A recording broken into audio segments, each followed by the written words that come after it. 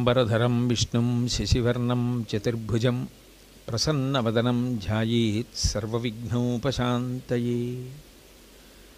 सदाशिवसमारम्भां व्यासशङ्करमध्यमाम् अस्मदाचार्यपर्यन्तां वन्दे गुरुपरम्पराम्।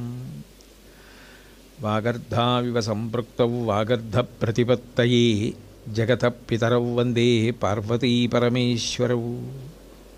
हरि ओम। పరమేశ్వర స్వరూపమైన సభకి నమస్కారం. ప్రతిరోజు చదివినట్టే ఇవాళ కూడా మనం కాళిదాస మహాకవికృత మాతంగి శ్యామలా సంబంధమైనటువంటి ఈ నవరత్నమాలా స్తోత్రాన్ని ముందు అందరం కలిపి ఓసారి చదివి తదనంతరం దాని మీద అమ్మవారు నా చేత పలికించినంత మేర వ్యాఖ్యానం చేయడానికి ప్రయత్నం చేస్తాను. ఓంకార పంజర శుకీం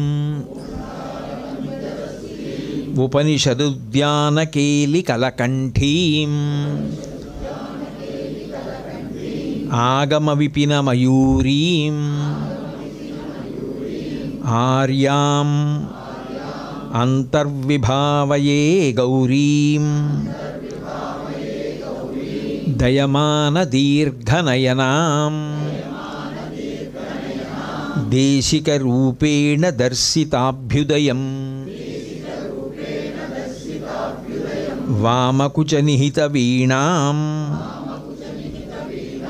వరదాం సంగీతమాతృకాం వందే శ్యామతను సౌకుమార్యాం సౌందర్యానంద సంపదున్మేషాం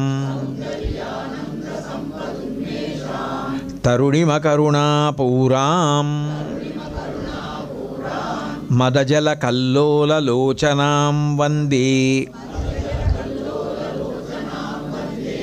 నఖముఖముఖరిత వీణానాద రసాస్వాదనవనవోల్లాసం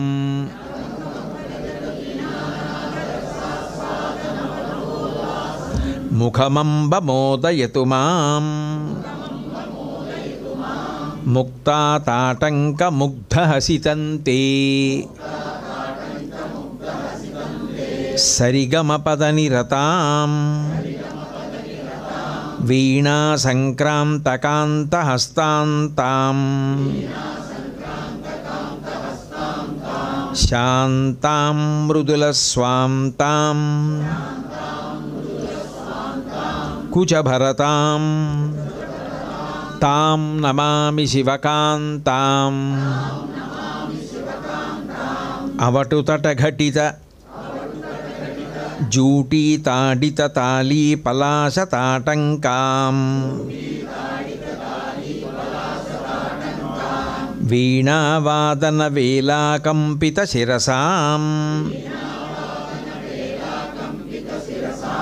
నమామి మాతంగీం వీణారవానుషంగం వికసమదామోదమాధురీభృంగం కరుణాపూరతరంగం కలయే మాతంగ కన్యకాపాంగం మణిభంగమేచకాంగీం మాతంగీం నౌమి సిద్ధమతంగీం యవ్వనవనసారంగీం సంగీతాంభోరుహానుభవభృంగీం మేచకమాసే చనకం మిథ్యాదృష్టాంతమద్యభాగం తం మాతా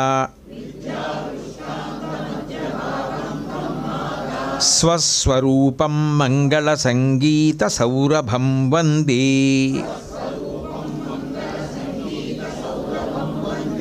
నవరత్నమాల్యమేతద్రచితం మాతంగకనకాభరణం యః పఠతి భక్తియుక్తః స భవేత్ వాగీశ్వరः సాక్షాత్. రెండవ శ్లోకాన్ని ప్రారంభం చేస్తూ కాళిదాస మహాకవి చెప్పడం అంటే అమ్మవారు చెప్పడమే. నిన్న మీతో మనవి చేశాను, కాళిదాస మహాకవి ఏ విషయాన్నైనా ప్రతిపాదన చేస్తే దాన్ని మఠాధిపత్యం వహించినటువంటి మహాజ్ఞానులైన వారు కూడా ఉటంకించి ప్రమాణవాక్యాలుగా స్వీకరిస్తారు. అంటే కాళిదాస మహాకవి చెప్పిన విషయాలు కేవలం ఊహచేత రచన చేసినవి కావు. అవి వేదాంతర్గతమై పరమ సత్యములైనవి ఏ ఉన్నాయో అవి ఆయన నోటి వెంట స్తుతిపాఠములుగా వచ్చాయి. అందుకని కాళిదాస మహాకవి చేసినటువంటి రచనలు చదవడం, అటువంటి స్తుతిపాఠాన్ని అమ్మవారి ముందు అనడం అమ్మవారి అనుగ్రహానికి కారణమవుతాయి. అందులో ఆయన దయమాన దీర్ఘనయనాం అన్నారు రెండో శ్లోకం ప్రారంభం చేస్తూ. దీని గురించి నిన్న మనం కొంతవరకు చర్చించడం జరిగింది. దేశిక రూపేణ దర్శితాభ్యుదయం అంటారు. ఇది చాలా చాలా గంభీరమైనటువంటి మాట.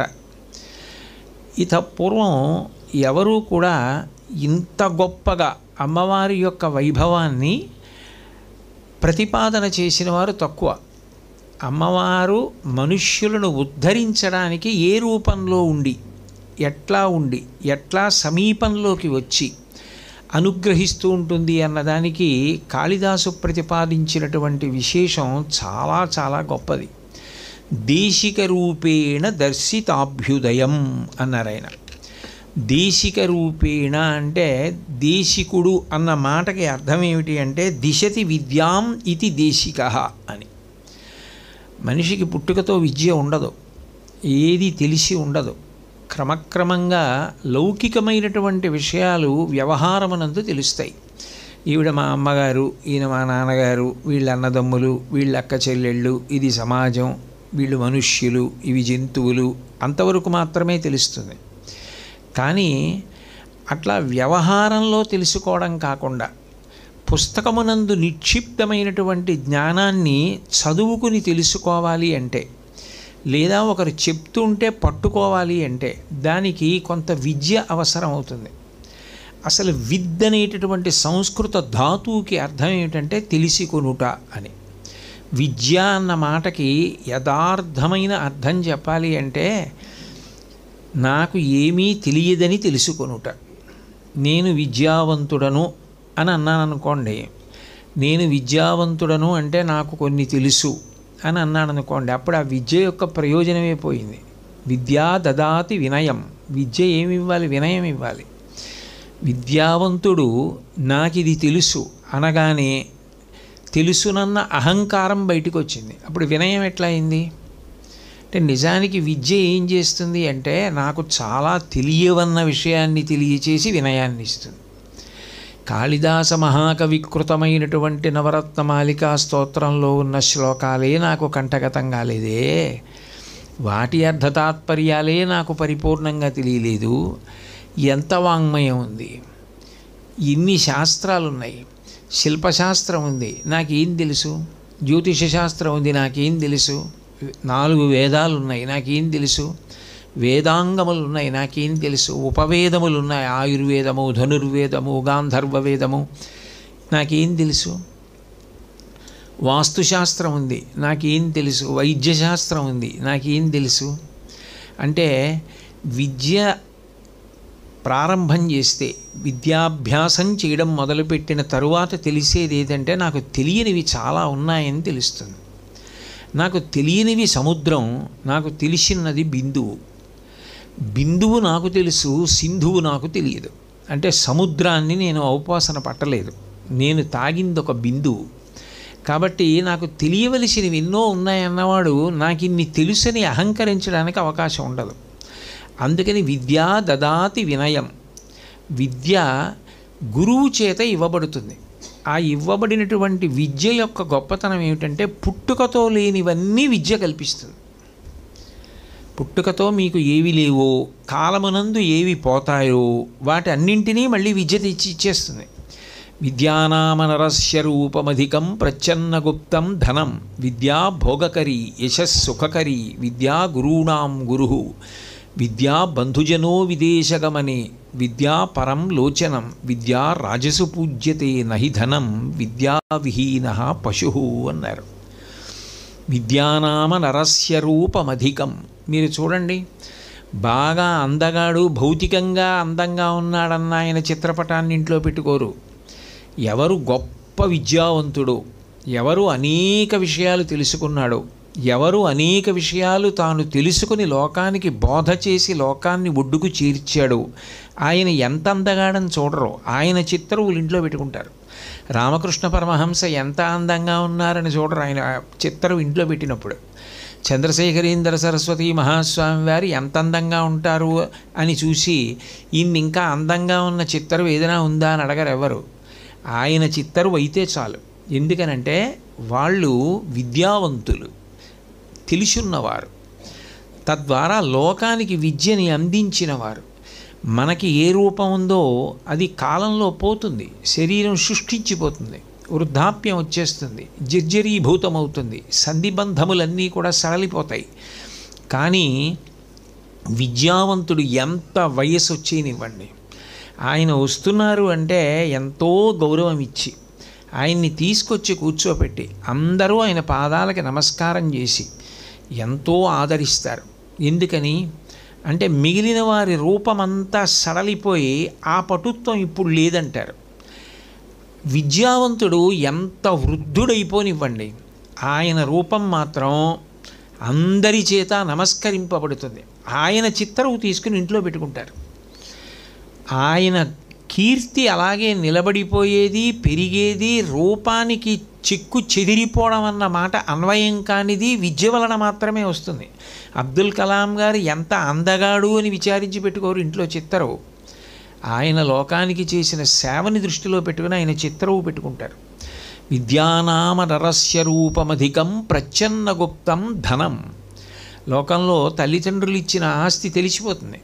ఈయనకి తండ్రి గారి వల్ల ఈ ఆస్తి సంక్రమించిందండి అంటారు, ఈయన ఇది సంపాదించాడండి అంటారు.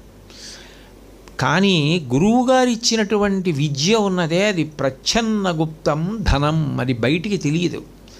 ఎంత విద్య ఆయన దగ్గర ఉంది ఎవ్వరికీ తెలిసేది కాదు, అదేం బరువు కాదు. కాబట్టి ప్రచ్ఛన్న గుప్తం ధనం విద్యా భోగకరి. నిజానికి ఎవరు భోగం అనుభవిస్తాడు అంటే విద్యావంతుడే భోగం అనుభవిస్తాడు. సరస్వతీ కటాక్షం ఎవరికి ఉంటుందో వాళ్ళకే లక్ష్మీ కటాక్షం ఉంటుంది. అంతవరకు ఎందుకు? ఐశ్వర్యవంతులు ఎందరో ఉన్నారు ఈ సభలో, కోట్లకు పడగలెత్తిన వాళ్ళు ఉన్నారు, నాకు తెలుసు. వాళ్ళు కింద కూర్చున్నారు, నేను పైన కూర్చున్నాను. ఎందుకు కూర్చున్నాను? 4 మాటలు చెప్తున్నాను కాబట్టి. సరస్వతీ కటాక్షం ఉన్నవాడికి భోగం ఉందా లేదా? వీధికి కూర్చున్నాడా లేదా? కాబట్టి సరస్వతీ కటాక్షం ఉంటే భోగం ఉంటుంది. ఆయన ఎంత చదువుకున్నాడో అంత సమున్నత అధికారంలో ఉంటాడు. ఎంత అధికారంలో ఉన్నాడో అన్ని సౌకర్యాలు ఆయనకుంటే, ఆయనకు ఒక ప్రత్యేకమైన గది, ఆయనకు ఒక వాహనం, వాహనానికి ఒక చోదకుడు, ఆయనకి వ్యక్తిగత సహాయకులు, ఆయనకు భద్రతా సిబ్బంది, ఇవన్నీ ఉంటాయి. ఎందువల్ల? ఆయన చదువుకున్న చదువు వల్ల వచ్చాయి ఆయనకి. అది ఏమీ లేకుండా, ఏమీ చదువుకోకుండా నాకు తండ్రి గారు ఇచ్చిన ఆస్తి వల్ల నాకు ఆ గౌరవం రమ్మంటే రాదది, అది విద్య వల్ల వస్తుంది. విద్యానామ నరస్య రూపమధికం ప్రచ్ఛన్న గుప్తం ధనం విద్యా భోగకరి యశస్సుఖకరి. మనిషి కొంతకాలానికి వెళ్ళిపోతాడు, ఎవ్వరూ ఉండే అవకాశం ఉండదు. జాతస్య హి ధ్రువో మృత్యు ధ్రువం జన్మమృతస్య చ తస్మాద్ అపరిహార్యేత్ నత్వం సూచితుమర్హసి. దాని గురించి పండితులు ఏడవరు. పుట్టిన శరీరం కొంతకాలం అయిపోయిన తర్వాత వెళ్ళిపోతుంది. ఎన్ని శరీరాలు వెళ్ళిపోయి, ఎన్ని కోట్ల శరీరాలు వెళ్ళిపోయాయి. మా తాతగారేరి, మా నాన్నగారేరి, మా పెదనాన్నగారులు, పినతండ్రులు, మా అమ్మగారు, పినతల్లులు, పెదతల్లులు, వాళ్ళందరూ ఏరి కాలంలో వెళ్ళిపోతారు. అందరూ వెళ్ళిపోతారు కాబట్టే జగత్ అనిపించుకుంది. జాయితే గచ్చతే ఇది జగత్. కానీ కీర్తి శరీరంతో మనిషి ఉండిపోతాడు. ఘంటసాల గారు వెళ్ళిపోయారు, ఘంటసాల గారి కంఠం అలాగే ఉండిపోయింది. బాలసుబ్రహ్మణ్యం గారు వెళ్ళిపోయారు, ఆయన కంఠం అలా ఉండిపోయింది. బాలమురళీకృష్ణ గారు వెళ్ళిపోయారు, ఆయన కంఠం అలా ఉండిపోయింది. పోతన గారు వెళ్ళిపోయారు, ఆయన భాగవతం అలా ఉండిపోయి ఆయన పేరు ఉండిపోయింది. నన్నయ్య గారు వెళ్ళిపోయారు, భారతం రూపంలో ఉండిపోయారు. మనిషి వెళ్ళిపోతాడు, కానీ మనిషి కీర్తి రూపంలో మిగిలిపోతాడు. ఆ కీర్తి రావాలి అంటే విద్య ఉండాలి. విద్య ఎవరు సముపార్జించాడో ఆయన కీర్తి శాశ్వతం. అందుకు అంటాడు జాషువా గారు, రాజు మరణించే ఒక తార రాలిపోయే, కవియు మరణించే ఒక తార గగనమెక్కే, రాజు జీవించు రాతి విగ్రహములయందు, సుకవి జీవించు ప్రజల నాలుకలయందు. సుకవి ప్రజల నాలుక మీద బ్రతికే ఉంటాడు. ఆయన పద్యం చదువుతూనే ఉంటారు. జాషువా గారు వెళ్ళిపోయారు, కానీ ఇప్పుడు నేను జాషువా గారి పద్యం చెప్పానంటే జాషువా గారు ఆ శబ్ద రూపంలో బ్రతికి ఉన్నారు, పద్య రూపంలో. అంటే అంత కీర్తి ఎంతకాలం ఈ భూమి మీద ఉండిపోతుందో అంతకాలం ఆయన కీర్తి శేషుడై, శరీరం వెళ్ళిపోయింది, ఆయన ఉండిపోయాడు, ఆయన పేరు తలుచుకుంటూనే ఉంటారు. అది దేనివల్ల వచ్చింది? విద్య వల్ల వచ్చింది. కాబట్టి యశస్ సుఖకరి, ఆ విద్యయే సమస్త సుఖములకు కారణం. ఎంత విద్యావంతుడో అన్ని సుఖములను పొందుతాడు. సుఖకరి విద్యా గురువునాం గురు, గురువుగారు అని ఎవరిని పిలుస్తారు? ఆ విద్యావంతుడై ఎవరు ఉంటారో ఆయన దగ్గర తెలుసుకుంటారు కాబట్టి ఆయన మా గురువుగారండి అంటారు, అని గౌరవిస్తారు. గురువునాం గురు, గురువులకు గురువు విద్య, అది అలాగే ఉంటుంది, అదే గురువుల ద్వారా వస్తూ ఉంటుంది.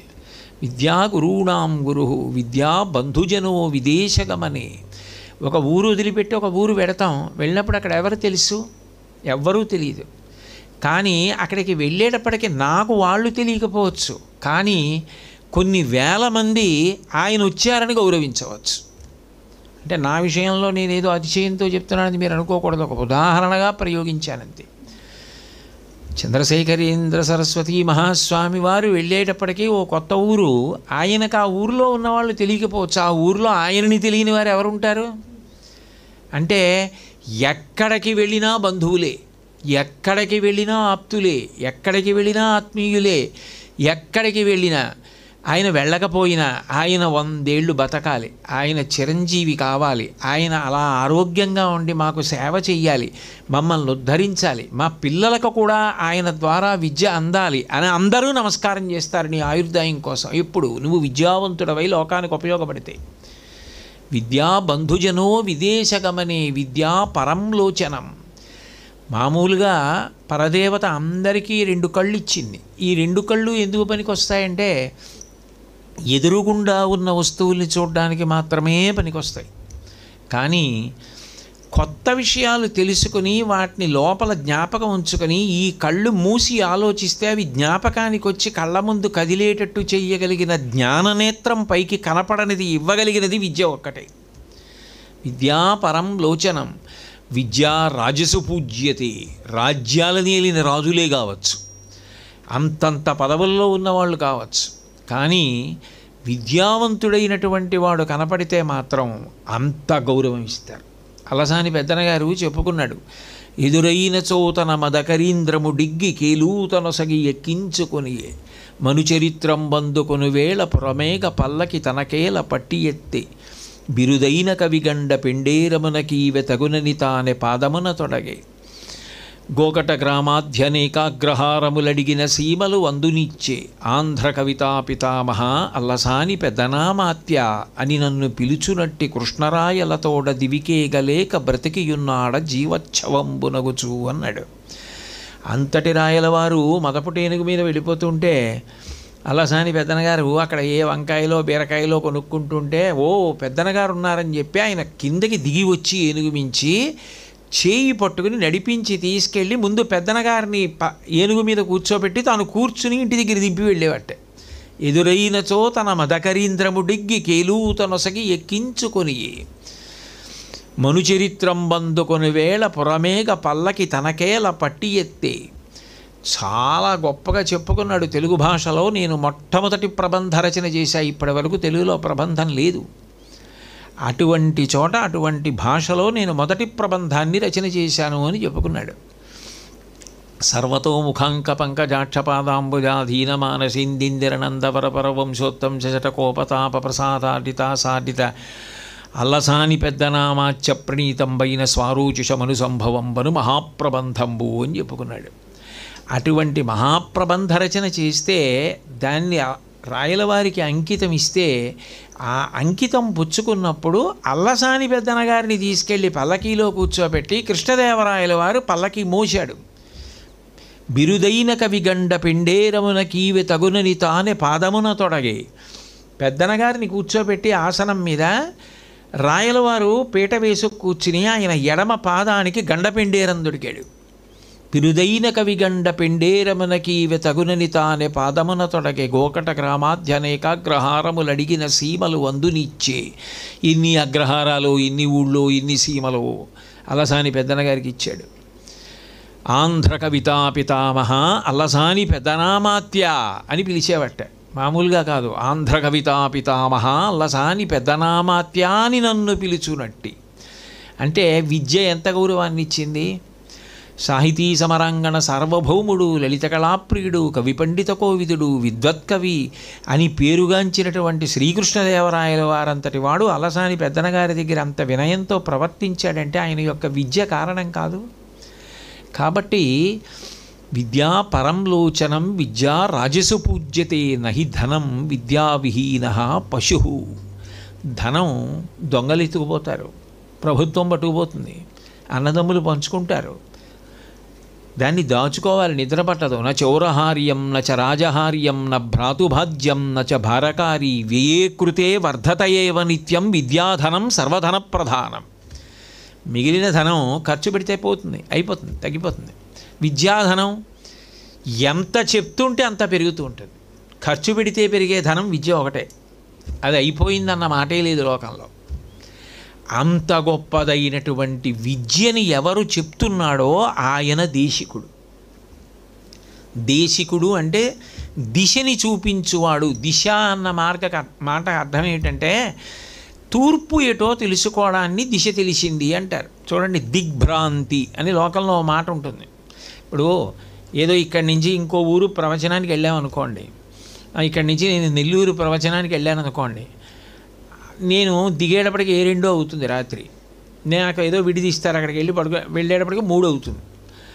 ఏదో అరగంట గంట పడుకుని లేచి ఏ సంధ్యావందనమో చేసుకుందాం అనుకున్నాం అనుకోండి, తూర్పు ఎటు కూర్చోవాలి అంటే తెలియదు. దిగ్భ్రాంతి, దిక్కు తెలియదు. ఇంకో ఊరిడితే సూర్యోదయం అయితే కానీ తెలియదు. దిగ్భ్రాంతి ఎక్కడ పోతుందంటే శివాలయంలో పోతుందన్నారు. ఎందుకు పోతుంది అంటే శివాలయానికి వెడితే శివాలయం శివలింగం ఎటైనా చూస్తుందేమో కానీ పానవట్టం మాత్రం ఉత్తరాన్నే చూడాలి. ఉత్తరంకి తప్ప పానవట్టం ఇంకోలా ఉండడానికి వీల్లేదు. పానవట్టం ఉత్తరానికి ఉంది అంటే మీరు మిగిలిన దిక్కులు చెప్పేలేరు.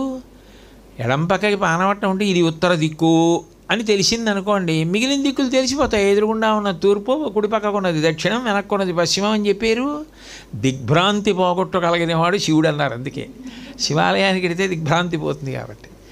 కాబట్టి మనకి ఏమవుతుంది అంటే లోకంలో ఏదైనా ఒక విషయాన్ని తెలుసుకోవాలి అంటే దాన్ని విద్యారూపంలో అందించేటటువంటి వాడెవరో ఆయన వెలుగునిస్తున్నాడు. ఆ వెలుగు రాకపోతే ఏమీ కనపడదు. అప్పుడు ఏమవుతుందంటే భ్రాంతి అంటారు. దొంగో తెలియదు, దొంగో తెలియదు, పామో తెలియదు, తాడో తెలియదు, అన్నీ భయకారణాలే. అదే తెల్లవారిందనుకోండి, సూర్యభగవానుడు వచ్చాడనుకోండి, లోకబాంధవుడు అన్నారు. అందుకే సూర్యోదయం అయిందనుకోండి, ఒకళ్ళకి కాదు లోకమంతా పండగే.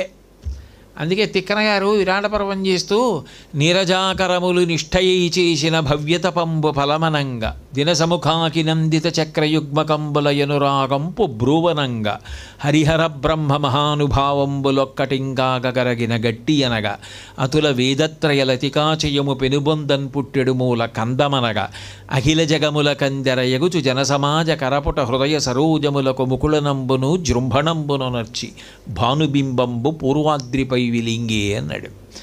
తామర పువ్వులు విచ్చుకుంటాయి. రాత్రి కళ్ళు కనపడని చక్రవాక పక్షులకి కళ్ళు కనపడి భార్యాభర్తలు కలుచుకుని సంతోషిస్తారు. ఆ సూర్యబింబాన్ని చూస్తే బ్రహ్మ విష్ణు మహేశ్వరులు కలగలిసిన పరబ్రహ్మం కాంతి రూపంలో ముద్ద, 4 వేదములు పుట్టడానికి కారణమైనటువంటి మూలకందం. ఆ ఒక్క సూర్యబింబం వస్తే లోకంలో అన్ని కోట్ల జీవులు కళ్ళు తెరుచుకుంటాయి. అంతమందికి ఉత్సాహం వస్తుంది. అందరి చేతులు ఇలా ముకుళించుకుంటాయి, నమస్కారం. హృదయాలన్నీ జృంభణాన్ని పొందుతాయి. ఒక్క సూర్యుడు ఎంత ఉత్సాహాన్ని నింపుతున్నాడు. అట్లా విద్య ఒక్కటి మనిషిలో అంత ధైర్యాన్ని నింపుతుంది. సరస్వతీ కటాక్షం లేకుండా కోట్లు ఉండనివ్వండి, భయమే. ఎక్కడ వేలి ముద్ర వేస్తున్నాడో, ఎంత వచ్చిందో, ఏం చెప్తున్నాడో, అది నిజమో అబద్ధమో, దేనికి ఖర్చు పెట్టాలో దేనికి ఖర్చు పెట్టకూడదో ఏమీ తెలియదు. చదువు ఒక్కటి ఉందనుకోండి, నేను ఎక్కడైనా బ్రతకగలను, నాకు సరస్వతీ కటాక్షం ఉందన్న ధైర్యం ఉంటుంది మనిషికి. అందుకే ఆ విద్య దేశికుడి రూపంలో అందించేది ఎవరు అంటే అమ్మవారే. ఒకసారి దీపం వెలిగించారనుకోండి, కాంతి వచ్చిన తరువాత ఇల్లు చక్కబెట్టుకోవడం మీకే తెలుస్తుంది. ఒకసారి విద్యావంతుడయ్యారనుకోండి, ఏది చెయ్యకూడదో ఏది చెయ్యవచ్చో ఆయనకే తెలుస్తుంది. కాబట్టి విద్య గరపేది ఎవరో అటువంటి గురువు రూపంలో ఈ లోకంలో ఉంటున్నది అమ్మవారే. కాబట్టి దేశిక రూపేణ దర్శితాభ్యుదయం. అభ్యుదయం అంటే ప్రగతి, కాంతి, తెల్లవారడం, ఉత్సాహం, ముందుకు వెళ్ళడం, అభివృద్ధిలోకి రావడం, ఇవన్నీ కూడా దేని ఎందున్నాయో అటువంటి విద్యని అందించగలిగిన గురువుల రూపంలో ఉన్నది ఈ లోకంలో పరదేవతయే. విద్యారూపేణ దర్శికాభ్యుదయం. అంతేకాదు,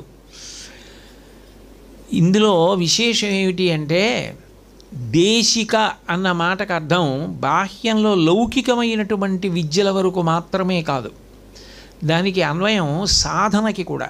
భగవంతుణ్ణి చేరాలి, భగవంతుణ్ణి చేరాలి అంటే మీకు సాధన అవసరం అవుతుంది. మీకు సాధన అవసరం అయినప్పుడు అనేక ఆశ్రమాల్లో ఉన్న గురువులు ఉంటారు లోకంలో. ఒక్కొక్క చోట బ్రహ్మచారి గురువుగా ఉంటాడు, ఒక్కొక్క చోట గృహస్థు గురువుగా ఉంటాడు, ఒక్కొక్క చోట సన్యాసి గురుస్థానంలో కూర్చుని ఉంటాడు. కానీ మీ వరకు మీకు ఏమవుతుందంటే జ్ఞానం వేరు, కర్మ వేరు. ఇది చాలా గంభీరమైన విషయం. మీరు జ్ఞానాన్ని పట్టుకునే ప్రయత్నంలో కర్మానుష్ఠానాన్ని మానేస్తే మాత్రం భ్రష్టులైపోతారు. కర్మానుష్ఠానం మారడానికి వీల్లేదు, మానకూడదు. అది ఎట్లా చెయ్యాలి, ఎట్లా మీరు క్రమక్రమంగా భక్తిని పెంచుకోవాలి, ఎలా పండాలి, అసలు మీరు చెయ్యవలసిన అనుష్ఠానం ఏమిటి రోజు, ఆ అనుష్ఠానం మిమ్మల్ని పెంచడానికి ఎట్లా కారణం కావాలి అన్న విషయం దగ్గర నుంచి కూడా దిశని చూపించగలిగిన వాడై ఉండాలి. అది ఒక్కొక్కసారి సమర్థతకి సంబంధించిన విషయం అయి ఉంటుంది. అదేదో ఒక విషయ ప్రణాళికలా ఇలాగే చెయ్యాలి అని మీరు చెప్పారనుకోండి, అట్లాగే చెయ్యాలని చెప్పడం వరకు బాగుంది. అసలు అట్లా ఎందుకు చెయ్యాలన్న ప్రశ్న ఉన్నవాడికి జవాబు లేదు. అక్కడ ఏమవుతుందంటే జిజ్ఞాసు యొక్క ఆర్తి చనిపోతుంది. ఎందుకంటే ఇలా చెయ్యాలని మీరు చెప్పారు కానీ అలా ఎందుకు చెయ్యాలో చెప్పారా? చెప్పనప్పుడు ఆయన మనసు రమించడం అన్న మాట ఉండదు, యాంత్రికం అవుతుంది. అది అలాగే చేస్తుంటాడు అంతే. అది ఎందుకో ఆయనకి తెలియదు కదా. తెలియనప్పుడు ఏముందంటే ఇంకా అది అభివృద్ధి చెందదు, అది అంతే, అట్లాగే జరుగుతుంది. అప్పుడు కొన్నాళ్ళకి ఏమవుతుందంటే చెయ్యాలి కాబట్టి చేసేస్తుంటాడు అంతే తప్ప చేయడం మీద ఆయనకి మనసుతో అనురక్తి ఉండదు. అప్పుడు ఈశ్వరుడు ఏమంటాడంటే నేను ఇది నిన్నెప్పుడు అడగలేదంటాడు. పత్రం పుష్పం ఫలం తోయం యోమే భక్త్యా ప్రయచ్చతి. నువ్వు పత్రం ఇచ్చావా, పుష్పం ఇచ్చావా, ఫలం ఇచ్చావా, నీళ్ళు ఇచ్చావా, ఇవి నేను ఎప్పుడు అడగలేదు. ఎందుకనంటే అవన్నీ సృష్టిలో నేనిచ్చినవి నీకు. నువ్వు నాకిచ్చి కొత్తగా నీకు ఫలితం ఇవ్వడం ఏమిటి? నువ్వేమైనా పట్టుకొచ్చి కొత్తగా ఇస్తే వీడేదో తెచ్చాడని నేను అనొచ్చు. అసలు నీ శరీరం నేను నిర్మించాను, నీ ప్రాణం నేనై ఉన్నాను. నువ్వు నాకు ఇచ్చేది ఏమిటి అంటే నీ అవగాహన, నీ ప్రేమ. నీకు నాకు ఏ అనుబంధం ఉందో ముందు తెలియాలి. తెలిసి ఆ ప్రేమతో నువ్వు నాకు చేస్తే నేను స్వీకరిస్తాను ఆ ఉపచారాన్ని. అందుకని ఆ ప్రేమ ఎప్పుడు ఏర్పడుతుంది భగవంతుని యందు? అసలు ఆయనకి మీకు ఉన్న అనుబంధం తెలిస్తే. అమ్మ మీద ప్రేమ ఎందుకు అంటే అమ్మ అన్న భావన, అమ్మ ఉపకారం తెలుసు కాబట్టి. నాన్నగారిని ఎందుకు ప్రేమించడం? ఆయన నాన్నగారు, ఆయన ఏం చేశారో తెలుసు కాబట్టి. అన్నదమ్ముల్ని ఎందుకు ప్రేమించారు? వాళ్ళతో అనుబంధం ఉంది కాబట్టి. ఈశ్వరుణ్ణి ఎందుకు ప్రేమించాలి? అసలు ఈశ్వరుడు ఎవరో, ఆయన మీకు చేస్తున్న ఉపకారం ఏమిటో తెలియకుండా ప్రేమించమంటే ఎట్లా ప్రేమిస్తారు? అది మనోసంబంధం ప్రేమించడం అన్నది. మీరు ప్రేమించలేరు. ప్రేమించలేనప్పుడు ఏమవుతుందంటే మీరు చేస్తున్న ఉపచారము యాంత్రికమైపోతుంది కొంతకాలానికి. అది ఏమవుతుందంటే ఒక విషయాన్ని మనసు జ్ఞాపకం తెచ్చుకుంటుంది. పాదయోహో పాద్యం సమర్పయామి అంటే నీళ్ళు వయ్యాలి కూడా పోతుంది కొన్నాళ్ళకి. పోయి ఏమవుతుందంటే ఓ తమలపాకు కొసతోటి ఇలా చల్లితే చాలు, అక్కడికే పూర్తి చేస్తుంది అది ఉపచారాన్ని. ఈశ్వరుడు అంటాడు ఇది యాంత్రికం, ఇది తంతు, నీకు దీని గురించి ఏం తెలియదు, నేను అది తీసుకోనన్నాడు ఆయన. నాకు అక్కర్లేదు. దళమైన పుష్పమైనను ఫలమైనను సలిలమైన బాయని భక్తిన్ కొలచిన జనులర్పించిన ఎలమిన్ రుచిరాన్నముగను ఎనుభుజింతున్. ఆ ప్రేమ అవగాహన నీకుంటే నువ్వేమిచ్చావనడానికి అసలు నువ్వు తెచ్చేది ఏమీ లేదు, నేనిచ్చిందే నాకు ఇస్తావు. కానీ ఆ ప్రేమ నాకు కావాలి, ఆ అనుబంధం కావాలి. ఆ అనుబంధం ఎక్కడ పెరుగుతుందో అక్కడ కర్మ బలీయమవుతుంది. అక్కడ మీరు పరమ ప్రేమతో భక్తితో ఉపచారం చేస్తారు. అది ప్రారంభం అసలు ఎదుగుదలకి, అది ప్రగతి. అక్కడ అభ్యుదయం అన్నమాట అక్కడ ప్రారంభం. అంతేగాని ఇవన్నీ పక్కన పెట్టేసి గుడ్డలో కట్టి మూట కట్టి పక్కన పారేసి ఇవన్నీ వదిలేసి నేను బ్రహ్మసూత్ర భాష్యం చదువుకుంటానండి, నేను వివేక చూడామణి చదువుకుంటానండి అంటే కుదరదు.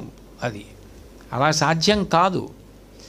నాకు నా కొడుకు మీద ప్రేమ ఉంటే నా కొడుక్కి మామిడి పళ్ళు ఇవ్వకుండా నేను ఉండలేను. కాకినాడలో వచ్చేటటువంటి మామిడి పళ్ళు ప్రత్యేకమైనవి ఏ ఉంటాయో అవి వాడి మీద ప్రేమ ఉంటే వాడికి హైదరాబాదు పంపకుండా నేను ఉండలేను. ఈశ్వరుడి మీద నీకు ప్రేమ ఉన్నది నిజమైతే నువ్వు ఆయనకి ఉపచారం చేయకుండా ఉండలేవు. చంద్రశేఖరేంద్ర సరస్వతి స్వామి వారంతటి వారు ఆత్మపూజ చేశారు. నువ్వెవరు నేనెవరు మానేయడానికి కర్మానుష్ఠానం. కాబట్టి అక్కడ నుంచి అభ్యుదయాన్ని చెప్తాడు గురువు. ఇది ఇట్లా చెయ్యాలిరా నాయనా, ఇది ఇందుకు చేస్తున్నావురా, ఇది నువ్వు చేయకపోతే నీ మనుష్య జన్మ ఇక్కడ నిష్ప్రయోజనం అవుతోంది అన్న మాట దగ్గర ప్రారంభం చేస్తాడు. చేసి పునశ్చోత్తమ సాంత్వవాది ప్రేమతో మళ్ళీ మళ్ళీ మళ్ళీ మళ్ళీ మళ్ళీ మళ్ళీ చెప్తూ క్రమక్రమంగా పెంచుతాడు. ఒక్కసారే మీరు పెంచడానికి ప్రయత్నించారనుకోండి, ఇంత నా వల్ల ఎక్కడవుతుందంటాడు. మెల్లగా ఆయనకే అందులో అనురక్తి రుచి కలిగాయి అనుకోండి, గురువు వెంటపడి గురువుగారు నాకు మళ్ళీ ఇంకోసారి చెప్పరా, నాకు ఇంకొకటి చెప్పరా, నేను ఇంకోటి చెయ్యొద్దా అని అడిగి విద్యను అందించాడు కదూ, తాను గ్రంథపఠనం చేసి ఎదుగుతాడు.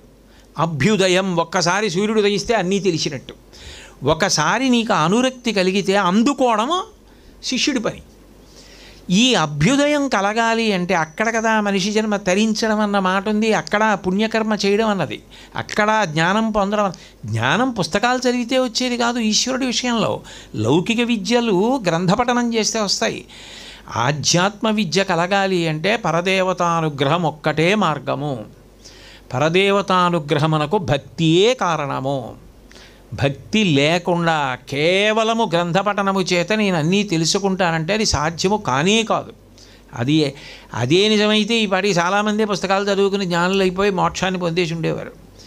వాసుదేవ సర్వమితి సమహాత్మ సుదుర్లభ అనవలసిన అవసరమే ఉంటుంది కృష్ణ పరమాత్మకి దాని గురించి. అంటే అనుష్ఠానం అనేటటువంటిది, కర్మాచరణం అన్నది ఎంత అవసరమో చెప్పి అటువైపుకి అంత జాగ్రత్తగా ఒక తండ్రి తల్లి అడుగులు వేయించినట్టు వేయించడం దగ్గర అభ్యుదయాన్ని ప్రారంభం చేయించి క్రమక్రమంగా దాన్ని ఏం చేస్తాడంటే నది సముద్రంలో కలిసిపోయినట్టుగా బ్రహ్మమునందు జీవుడు ఐక్యమైపోతాడు. అక్కడ పూర్తయిపోయింది భక్తి. అందుకే భక్తే పూర్తయింది జ్ఞానంలో అన్నారు శంకరాచార్యులు వారు. భక్తి లేకుండా జ్ఞానంతో పూర్తయ్యాడు అనలేదు ఆయన. భక్తి జ్ఞానమునందు పూర్తయింది అన్నారు. అంకోలం నిజబీజ సంతతి రయస్కాంతోఫలం సూచిక సాధ్వీ నైజ విభుం లతా క్షితిరుహం సింధు సరిద్వల్లభం ప్రాప్నోతీహ యథా తథా పశుపతే పాదారవిందద్వయం చేతోవృత్తి రూపేత్య తిష్టతి సదా సా భక్తిరుత్యుచ్యతే. భక్తియే జ్ఞానముగా పరిణమించి నది సముద్రమునందు కలిసిపోయినట్టుగా రెండు లేని స్థితికి వెళ్ళిపోయింది అన్నారు. ఆ అభ్యుదయంలో అలా నడిపించాలంటే దాని మీద సమర్థత కలిగి అట్లా మాట్లాడగలిగిన దక్షత ఉండాలి. అంటే పరదేవత ముందు గురువుకి వాగ్రూపిణిగా అనుగ్రహించినదై ఉండాలి. ఆమె వాగ్దేవిగా గురువును అనుగ్రహిస్తుంది. అప్పుడు గురువు శిష్యుడికి ఏది అందాలో తెలుసుకొని దాన్ని ఆయనకి చెప్తాడు. అందుకే గురువుగారు ఏం చేస్తారు అంటే ద్విజులను తయారు చేస్తారు అన్నారు. ద్విజులు అంటే అర్థం ఏంటంటే 2 మాటలు పుట్టిన వాళ్ళని. గురువుగారి దగ్గర ఎవరు ఉంటారంటే 2 మాటలు పుట్టిన వాళ్ళు ఉంటారు అన్నారు. నిజానికి అలా తయారు చేసేది ఎవరు? పక్షి ముందు గుడ్డెడుతుంది, ఆ తర్వాత ఏం చేస్తుంది? పొదుగుతుంది. పొదిగితే ఏమవుతుంది? అందులోంచి పిల్ల వస్తుంది. ఎవరు చెప్పారు పక్షికి అందులో పిల్ల ఉందని? అది మనకి తెలియదు. కానీ గుడ్డులో తన పిల్ల ఉన్నది, తాను పొదిగితే పిల్ల వస్తుందని తెలుసుకున్నటువంటి పక్షి ఎగిరే లక్షణం ఉన్నది. 2 కాళ్ళ మీద జాగ్రత్తగా నడిచి వచ్చి తన పొట్ట యొక్క వేడి గుడ్డు పెంకుకు తగిలితే, పెంకుకు తగిలిన వేడి లోపల ఉన్నటువంటి పిండానికి తగిలితే పిండం పొదగబడి పిల్ల అయి గుడ్డు పెంకు పగలగొట్టుకుని పైకి వచ్చిన తర్వాత నా పిల్ల అని సంతోషిస్తోంది. దానికి రెక్కలు వచ్చి ఎగిరిపోయే వరకు అన్నం పెడుతోంది. ఒకసారి రెక్కలు వచ్చేస్తే అది ఎగిరిపోయింది. గురువుగారు ఏం చేస్తారు? మనం గురువారం నాడు స్నానం చేయించేటప్పుడు చంద్రశేఖరేంద్ర సరస్వతి మహాస్వామి వారి దగ్గర చదువుతుంటారు శ్లోకం. సకల ద్విజాశ్రయమతి ప్రథితం ఫలదాయినం శ్రితజనాయ సదా ప్రణమామి నిత్యధృత విష్ణుపదం గురు శ్రీచంద్రశేఖర యతి క్షితిజం అంటారు. సకల ద్విజాశ్రయమతి ప్రథితం. అతి ప్రథితం ప్రఖ్యాతి వహించినటువంటి చెట్టు. అటువంటి చెట్లు ఎన్నో ఉండవు, తక్కువ చెట్లు ఉంటాయి. సకల ద్విజాశ్రయ, ఆయన దగ్గరికి వస్తే 2వ మాట పుట్టినట్టే. గురువుగారి దగ్గరికి వెళ్ళారు, వెళ్ళగానే ఆయన మాటలు వినగానే ఓ మనుష్య జన్మ ఇంత గొప్పది, భగవంతుడి గురించి తెలుసుకోవాలి, అహంకారం మంచిది కాదు అని మీలోంచి 2వ పుట్టుక అంటే మనిషి యందు అనురక్తి కలిగి సాధన మొదలైంది. అందుకని సకల ద్విజాశ్రయమతి ప్రథితం. పక్షులు ఎలా చెట్టు మీద కూర్చుంటాయో ఒక చెట్టు లాంటి గురువుగారి దగ్గర అలా కూర్చున్నారు అందరూ. సకల ద్విజాశ్రయమతి ప్రథితం ఫలదాయినం శ్రితజనాయ సదా. చెట్టు ఏం చేస్తుంది? తన దగ్గరికి వచ్చిన వాళ్ళకి వెళ్ళి మళ్ళీ అన్నం తినండి అందవు, తన పళ్ళే కోసుకొని తిని తన నీడలోనే కూర్చుంటారు. గురువుగారు ఏం చేస్తారు? తానే వాళ్ళని వాక్కుల చేత పోషించి చివరికి ఇక పోషింపబడవలసిన అవసరం మళ్ళీ జన్మ ఉంటే కదా, జన్మే లేకుండా కైవల్యమునకు తీసుకెడతారు. ఫలదాయినం శ్రితజనాయ సదా ప్రణమామి నిత్యధృత విష్ణుపదం. గురువుగారు ఎక్కడున్నారు అంటే విష్ణుపదం కింద ఉన్నారు. విష్ణుపదం అంటే ఏంటి? ఆకాశం. ఆకాశం భగవంతుని యొక్క, విష్ణువు అంటే సర్వవ్యాపకుడు, అంతటా ఆవరించి ఉన్నటువంటి విష్ణుపదం ఆకాశం. మరి ఒక పాదంతో కొలిచాడు కదా, ఇంతంత ఇవటుడు ఇంతై మరియు తాను ఇంతై అభోవీధిపై ఎంతై తోయద మండలగ్రమణ కల్లంతై ప్రభారాశిపై ఎంతై చంద్రుడకంతై ధ్రువునిపై ఎంతై మహర్వాటిపై ఎంతై పథోన్నతుండగుచు బ్రహ్మాండంత సంవర్ధి అని కొలిచాడు కదా. అందుకని ఆయన పాదంతో కొలిచాడు కాబట్టి దానికి విష్ణుపదం అని పేరు. ఆయన ఎక్కడున్నారు అంటే విష్ణుపదం కింద ఉన్నారు. ఎందుకని? ఆయన ఎప్పుడైనా ఓ మేళ్ళలోనో మిద్దెలోనో ఉంటే కదా, ఎప్పుడూ అలా దేశ సంచారం చేసి తిరుగుతూనే ఉన్నారు. అందుకని నిత్యధృత విష్ణుపదం. చెట్టు ఎక్కడుంది? ఆకాశం కింద ఉంది. అదే మేళ్ళలో ఉంటుందా, మిద్దెలో ఉంటుందా? రోహిణీ కార్తీ ఘాట్పుగా ఉంది, మీ ఇంట్లోకి వస్తానని అడుగుతుందా? ఎప్పుడూ బయటే ఉంటుంది. చెట్టు తాను ఎండలో ఉండి వచ్చిన వాళ్ళకి నీడనిచ్చినట్టు ఆయన దేశ సంచారం చేస్తూ తన దగ్గరికి వచ్చిన వాళ్ళకి ప్రబోధం చేస్తున్నారు. ఏమడిగి? చెట్టు ఏమడిగింది? ఆయన అంతే, గురువు అంతే. కష్టం గురువుది, ఉద్ధరణ శిష్యుడిది. ఆ శిష్యుడు ఉద్ధరింపబడమే గురువుకి సంతోషం, అంతే. నిత్యధృత విష్ణుపదం గురు శ్రీచంద్రశేఖర యతి క్షితిజం. చంద్రశేఖరీంద్ర సరస్వతి మహాస్వామి వారనబడేటటువంటి గురువు ఈ లోకమునందు ఒక విశేషమైనటువంటి చెట్టు అన్నారు. గురువుగారు అలా చేస్తారు. అమ్మవారు ఏం చేస్తుంది అంటే దేశిక రూపేణ దర్శితాభ్యుదయం. ఇది కాళిదాస మహాకవి యొక్క చాలా చాలా గొప్ప ప్రతిపాదన. అప్పుడు లోకంలో గురువుగారి శిష్యుణ్ణి భగవంతుని యొక్క మార్గం వైపుకి తిప్పాలి అని అనుకున్నారనుకోండి, దీక్షనిస్తారు. దీక్ష రెండవసారి పుట్టడం. ఆ దీక్షనిచ్చినప్పుడు గురువులు ఏం చేస్తారంటే సర్వసాధారణంగా 3 మార్గములను అనుసరిస్తారు. ఒకటి స్పర్శ దీక్ష అంటారు. స్పర్శ దీక్షలో గురువుగారు శిష్యుణ్ణి ముట్టుకుంటారు, అందుకని కుక్కుట దీక్ష అని పిలుస్తారు. ఆయన చెయ్యి శిష్యుడి యొక్క తల మీద పెట్టడమో, వాడు అనుగ్రహింపబడాలి, వాడిది రెండవ పుట్టుక, వాడిప్పుడు భగవంతుడి గురించి తెలుసుకొని ఆ మార్గంలో ప్రస్థానం చెయ్యాలి అని అనుగ్రహాన్ని వర్షిస్తారు. అది స్పర్శ దీక్ష అంటారు. గురువు ముట్టుకుని ఇచ్చేటటువంటి దీక్ష. ఒకటి కేవలముగా నయన దీక్ష, అంటే గురువుగారు ఏమీ మాట్లాడరు, చూస్తారంతే. కళ్ళల్లో కళ్ళు పెట్టి ఆయన చూస్తూ ఉంటే శిష్యుడు ఇక కళ్ళు తిప్పుకోలేడు, స్తంభీభూతుడై అలా ఉండిపోతాడు. ఆయనకి ఏ అనుమానం ఉందో అది గురువుగారు అలా చూస్తున్నప్పుడు నివృత్తి అయిపోతుంది. దాన్ని నయన దీక్ష అంటారు. స్మరణ దీక్ష, గురువుగారు ఏమీ ఇవ్వరు, ఎక్కడో ఉంటారు, శిష్యుణ్ణి స్మరిస్తారు. వాడు ఉద్ధరింపబడుగాక, వాడికి ఈశ్వర కటాక్షము కలుగుగాక అని ఆయన స్మరిస్తారు. ఆయన స్మరణ చేత శిష్యుడు అనుగ్రహాన్ని పొందుతాడు. దాన్ని కమఠ దీక్ష అంటారు. అంటే జీవశాస్త్రంలో ఈ విషయాలు ఉన్నాయని నేను అనుకోవట్లేదు, కానీ ఆధ్యాత్మికంగా దీనికి అన్వయం ఏం చెప్తారంటే స్పర్శ దీక్షని కుక్కుట దీక్ష అని కూడా అంటారు. అంటే కోడిలా, కోడి పుంజు కోడి పెట్టల స్పర్శ, ముట్టుకోవడం చేత అనుగ్రహించడం. అప్పుడు కదా కోడి పెట్ట ఎందు గుడ్డు పెరుగుతోంది, మరి అప్పుడు కదా ద్విజత్వం ప్రారంభం, గుడ్డు బయటికి వచ్చి మళ్ళీ పొదగబడి పిల్ల అవుతోంది. అలా ముట్టుకుంటారు. దానికి అలా ముట్టుకుని దీక్ష ఇచ్చే సంప్రదాయాలు ఏ ఉన్నాయో, గురువు శిష్యుడి తల మీద చెయ్యి పెట్టి ఇచ్చే దీక్షలన్నిటికీ కూడా ప్రతినిధి ఎవరు అంటే కామాక్షి. అందుకే అక్షి సంబంధంగా ఉంటుంది ఈ దేశికత్వం, గురుత్వం. కామాక్షి, మీనాక్షి, విశాలాక్షి, ఈ 3 అక్షి. ఈ 3 కూడా దేశిక స్వరూపాలు, అమ్మవారి యొక్క గురుస్వరూపాలు. కామాక్షి గురించి శంకరాచార్యుల వారి సౌందర్యలహరి చేస్తూ శృతీనాం మూర్ధానో దదతి తవయౌ శేఖరతయా మమాప్యతో మాతః శిరసి దయయా దేహి చరణౌ అంటారు. అమ్మా కామాక్షి, నీ పాదములు నా తల మీద పెట్టు అంటారు. అంటే స్పర్శ. గురువుగారు తన చేతిని శిష్యుని యొక్క తల మీద పెడతారు.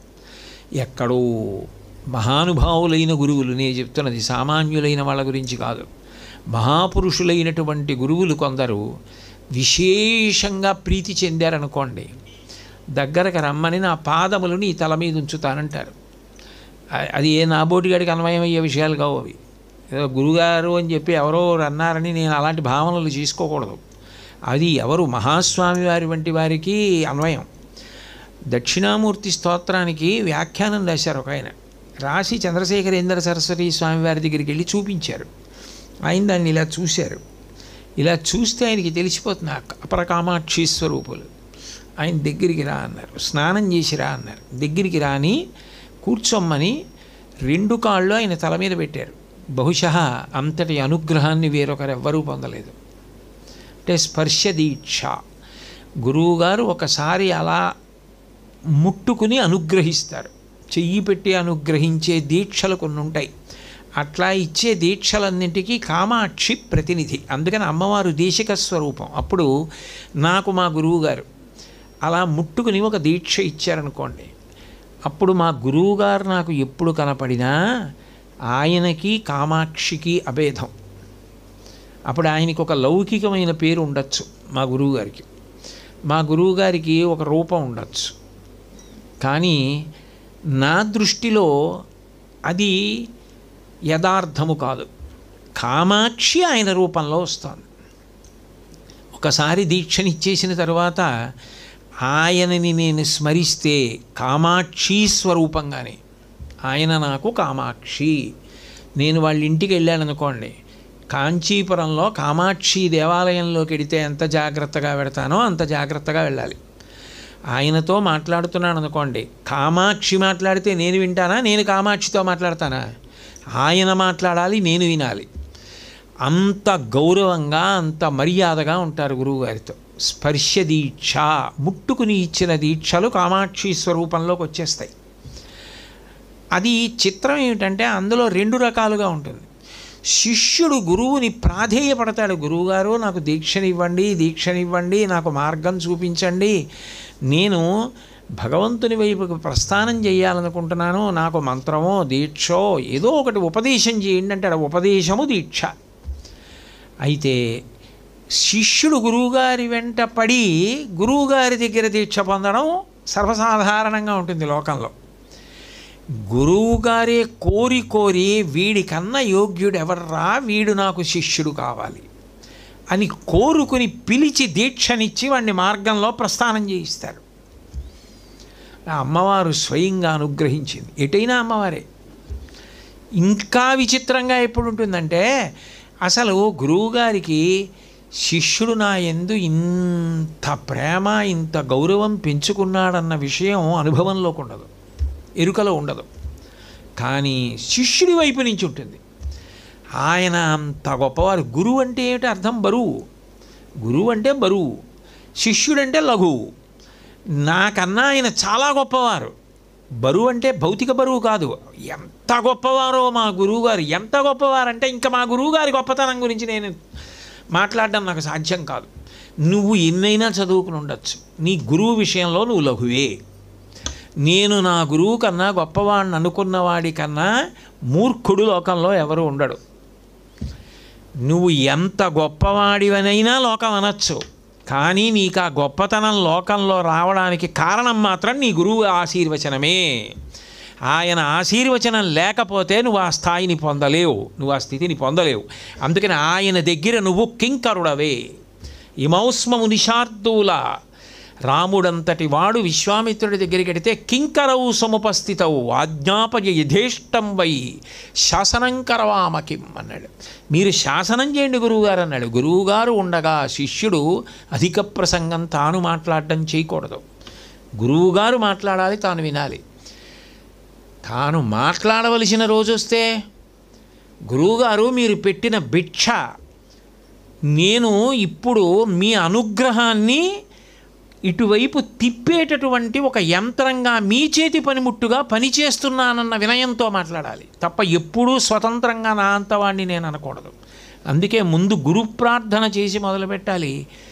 గురువుకి మంగళంతో పూర్తయిపోతుంది. మంగళాశాసనపరై మదాచార్య పురోగమై సర్వైశ్చ పూర్వైరాచార్యై సత్కృతాయాస్తు మంగళం. ఆ గురువు కన్నా గొప్పవాడు లోకంలో లేడిక. లోకంలో తల్లిదండ్రులు జన్మనిస్తారు, ఆస్తినిస్తారు. ఇక జన్మే లేకుండా జ్ఞానం ఇవ్వగలిగిన వాడు గురువు ఒక్కడే. ఏ తల్లిదండ్రుల ఆస్తి అయినా వీలునామా రాయకపోయినా పిల్లలకి ఎడుతుంది. గురువుగారి జ్ఞానం పిల్లలకి వెళ్ళదు. ఎవరు ఆయనను అనుగమించారో వాళ్ళకి ఎడుతుంది తప్ప ఇది నా పిల్లలకి వెళ్ళాలని ఏ గురువు కోరుకోడు లోకంలో. అట్లా అయితే ద్రోణాచార్యుల వారు బ్రహ్మాస్త్ర ప్రయోగం, బ్రహ్మాస్త్ర ఉపసంహారం కడుపున పుట్టిన అశ్వత్థామకి నేర్పలేదు, లోక ప్రయోజనానికి పనికొస్తాడని అర్జునుడికి నేర్పాడు. అది గురువు యొక్క విశాల భావన. తనని చంపేవాడు పుట్టాడు, ద్రుపదుడు హోమం చేస్తే అని తెలుసు దృష్టజ్యుమ్నుడు. అయినా ఎప్పటికైనా చచ్చిపోతాను కానీ పాఠం చెప్పవలసిందే అని పాఠం చెప్పి పక్కన పడుకోబెట్టుకున్నాడు మంచం మీద. అది గురువు ఔదార్యం. అట్లా ఉంటారు గురువులంటే. అందుకే గురువు రుణాన్ని తీర్చుకోవడం అన్న మాట లోకంలో లేదు. గురువు రుణం నువ్వు తీర్చుకోలేవు. ఎప్పటికీ గురువుగారి పేరెత్తితే నువ్వు తల ఉంచి రెండు చేతులు కైమోడ్చి నమస్కరించవలసినదే. నీ భక్తి లోకంలో ప్రచారం కోసం కాదు, అది నీ యందు ఉండవలసిన పరమ పూజ్య భావన అంతే. కాబట్టి ఒక్కొక్కసారి ఏమవుతుందంటే గురువుగారికి కూడా తెలియదు ఈ శిష్యుడు నన్ను ఇలా అనుగమిస్తున్నాడని. దానికి నేను అప్పుడప్పుడు చెప్తూ ఉంటాను. రామానంద స్వామి వారని కాశీపట్టణంలో ఉండేవారు. కబీర్ దాస్ గారికి రామానంద స్వామి వారంటే విపరీతమైన గౌరవం, భక్తి. ఆయన దగ్గర ఉపదేశం పొందాలని కోరిక. కానీ ఆయన కొన్ని కారణాల చేత ఈయనకి ఉపదేశం చేయరని అనుమానం వచ్చింది కబీర్ దాస్ గారికి. అందుకని ఏం చేశారంటే తెల్లవారుజామున 3 గంటలకి రామానంద స్వామి వారు గంగానదిలో స్నానానికి ఎడతారు కాశీలో. ఆయన బయటికి వచ్చి మెట్లు, ఆయన ఎప్పుడు రామ రామ రామ రామ రామ అంటుంటారు. ఆ మెట్లు ఎక్కుతున్నప్పుడు ఓ మెట్టు మీద కబీర్దాస్ గారు పడుకున్నారు. గురువుగారి కాళ్ళు ఎటు వస్తున్నాయో చూసుకున్నారు. కాలు తల మీద పడేటట్టుగా పడుకున్నాడు ఆయన. చీకటి. రామానంద స్వామి వారు కంగలో స్నానం చేసి ఆనందంతో రామ రామ రామ రామ అంటూ వెళ్ళిపోతూ ఈ పడుకున్న కబీర్దాస్ గారి తల మీద కాలేశారు. అయ్యో ఎవరితో తల మీద కాలేశాడని రామ రామ రామ ఎవరి తల అన్నారు. తల మీద కాలు పెట్టి రామ రామ అన్నారు కాబట్టి నాకు రామానంద స్వామి వారు గురువుగారే అని గురువుగా స్వీకరించి కబీర్దాస్ గారు ఎంత గొప్పవారయ్యారు. అందుకే గురువు అంటే నిజానికి గురువు వైపు నుంచి ఉండదు, శిష్యుడి వైపు నుంచి ఉంటుంది. ఎందుకనంటే శిష్యుడికి ముందు అసలు ఆ గురువు ఉండాలి. ఇదంతా మా గురువుగారు అనుగ్రహం అంటే నాకు మా గురువుగారు ఎప్పుడు కూర్చోబెట్టి చెప్పారండి, నాకు రామాయణం చెప్పారా అండి, నాకు భారతం చెప్పారా అండి, నాకు భాగవతం చెప్పారా అండి, కాదు. నీకు ఎందుకు వచ్చిందో తెలుసా? నీకు ఆ పురోగతి, ఆ ప్రగతి, ఆ భక్తి, ఆ అనుబంధం, భగవంతుడి పట్ల నీకున్నటువంటి అవగాహన, నీకు ఏదైనా కలిగి ఉంటే దానికి కారణం నీకు గురువుగారు చేసిన ఆశీర్వచన బలం. అది నిన్ను నడిపించింది. ఒకసారి అక్షరాలు నేర్పేశారనుకోండి, ఎన్ని పదాలైనా ఎన్ని పుస్తకాలైనా చదువుతాడు, రాసేస్తాడు. అట్లా గురువుగారి ఒక ఆశీర్వచనం నిన్ను అంత పెంచింది. ఇంకా గురువు చెప్పనిది నీకేం లేదు, గురువు నీకు అన్నీ చెప్పేశారు. ఈ నమ్మకం ముందు శిష్యుడికి గురువు మీద ఉంటే గురి ఉంది కాబట్టి ఆయన గురయ్యాడు. ఆయన ఎంత గొప్పవారైనా కావచ్చు, అసలు నీకు గురి లేదు, అప్పుడు ఆయన గురువు కాడు. పేరుకి ఏదో గురువుగారు అంటాడంతే, కానీ బయటకు వచ్చి అంటాడంటే అమ్మ గురువుగారికి ఏం తెలియదండి అంటాడు. ఏమిటి ప్రయోజనం? గురువుగారు అనడం ఎందుకు? గురువుగారికి ఏం తెలియదండి అని చెప్పడానికి శిష్యుడు ఎందుకు? మా గురువుగారికి తెలియనిది ఏమిటి అన్నవాడు శిష్యుడు. అది నిజంగా ఆ భావన ఉందనుకోండి, గురువు సమర్థుడు కాకపోయినా కూడా గురువు రూపంలో అమ్మవారే అనుగ్రహించేస్తుంది. అది విశేషం అక్కడ. అట్లాంటివి లోకంలో కోకొల్లలు ఎన్ని జరిగాయో అటువంటివి. కాబట్టి ముందు శిష్యుడి వైపు నుంచి గురువు మీద గురి ఉండాలి. గురి ఉంటే నడుస్తుంది. అందులో స్పర్శ దీక్ష రూపంలో శిష్యులను అనుగ్రహించే సంప్రదాయానికి అంతటికీ కూడా దేశిక రూపిణి కామాక్షి. కొన్ని సందర్భాల్లో ఏ ఉపదేశం చేయరు, ముట్టుకోరు, మాట్లాడరు, అట్లా చూస్తారంతే కొంతసేపు. అట్లా చూసేటప్పటికీ గురువుగారి చూపు కళ్ళల్లో అంత తీవ్రంగా పడితే శిష్యుడికి కళ్ళు తిప్పలేడు, అలాగే ఉండిపోతాడు. అలా ఉండిపోయేటప్పటికీ శిష్యుడికి విషయం అవగతం అవుతుంది. ఒకప్పుడు పూరీ శంకరాచార్యుల వారికి వేదాంతంలో ఒక విషయం మీద అనుమానం వచ్చింది. అరుణాచలంలో ఉన్నటువంటి భగవాన్ రమణుల దగ్గరికి వెళ్ళి అనుమానం గురించి అడిగారు. అసలు రమణులు మాట్లాడడం తక్కువ, వారు ఏదో చెప్పారు. ఆయన అంత బాగా అది స్పష్టత గోచరించలేదు ఆయనకి. అప్పుడు రమణులు ఇంకా మాట్లాడలేదు. పూరీ శంకరాచార్యుల వారి కళ్ళల్లోకి చూస్తూ కూర్చున్నారు. ఒక్క 5 నిమిషాలు ఈయన చూస్తూ కూర్చున్నారు. ఆయన చూపులు తప్పించుకోలేక రమణుల కళ్ళల్లోకి చూస్తూ ఉండిపోయారు. 5 నిమిషాలు అయిపోగానే నాకు అర్థమైపోయిందన్నారు. గురువు చూపుల చేత అనుగ్రహించేస్తాడు. అది ఎలా ఉంటుంది అంటే జీవశాస్త్రంలో అలా ఉందో లేదో తెలియదు, కానీ దేంటి గుడ్లు పెట్టేసిన చేప తరంగం మీద గుడ్లు కదులుతూ ఉంటే తన చూపుల చేత పొదుగుతుంది అంటారు. అందుకని మీనాక్షి అంటే చూపుల చేత అనుగ్రహిస్తుంది, చేప గుడ్లను పొదిగినట్లు అని. ఆ దేశిక ఒక్కొక్క గురువు చూపుల చేతనే అనుగ్రహించేస్తాడు. స్మరణ దీక్ష కమఠ అంటారు. చూడండి, కొన్ని దేవాలయాల్లో తాబేలు మూర్తిని పెడతారు. ఇది కూడా నేను మళ్ళీ అంటున్నాను, జీవశాస్త్రంలో ఎలా ఉందో నాకు తెలియదు. తాబేలు గుడ్లని ఒడ్డుకొచ్చి ఎక్కడో అక్కడ పెట్టి ఇసుక కప్పేసి వెళ్ళిపోతుంది సముద్రంలోకి.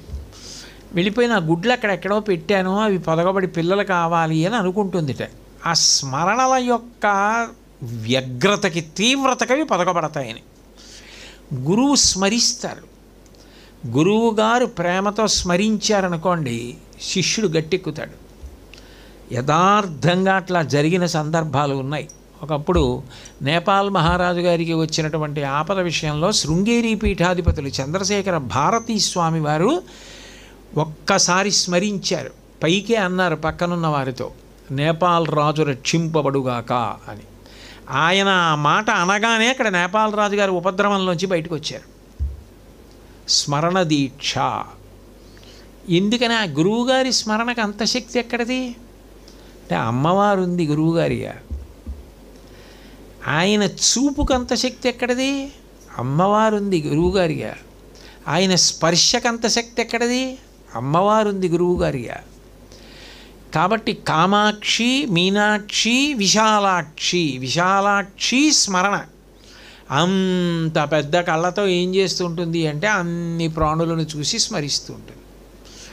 ఈ 3 రకాలుగాను కూడా గురువుల యొక్క అనుగ్రహమే. అందుకని ఇప్పుడు దేశికులు అంటే దిశ చూపించేటటువంటి గురువులందరూ కూడా ఈ 3 కోవలలోకి వచ్చారు. కామాక్షి, మీనాక్షి, విశాలాక్షిగా వచ్చారు. అందుకని కామాక్షి దర్శనం చేస్తే ఎంతమంది గురుమండల దర్శనం అయిపోయింది. అందుకని గురుమండల రూపిణి అని లలితా సహస్రంలో నామం ఉండడానికి కారణం అదే. ఆవిడే గురువు, ఆవిడే దేశికురాలు, దక్షిణామూర్తి రూపిణి, ఆవిడే దక్షిణామూర్తి రూపిణి. కాబట్టి ఆ తల్లి ఏం చేస్తోంది అంటే అనుగ్రహిస్తోంది. అనుగ్రహించి ఎవరిని ఆమె అనుగ్రహించాలనుకుంటోందో వాళ్ళ దగ్గరికి గురువుగారి రూపంలో వస్తోంది. అయితే శిష్యుడు తెలుసుకోవలసింది ఏమిటంటే మనలాగే ఆయన అన్నం తింటున్నట్టు, మనలాగే ఆయన నీళ్లు తాగుతున్నట్టు, మనలాగే ఆయన సంసారంలో ఉన్నట్టు ఉన్నారు. కానీ నిజానికి నా వరకు నా విషయంలో మాత్రం కామాక్షి ఆయన రూపంలో నన్ను అనుగ్రహిస్తోంది. నాకు ఆయన కామాక్షి. ఇది నీకు ఉండాలి శిష్యుడిగా, ఉంటేనే అనుగ్రహం.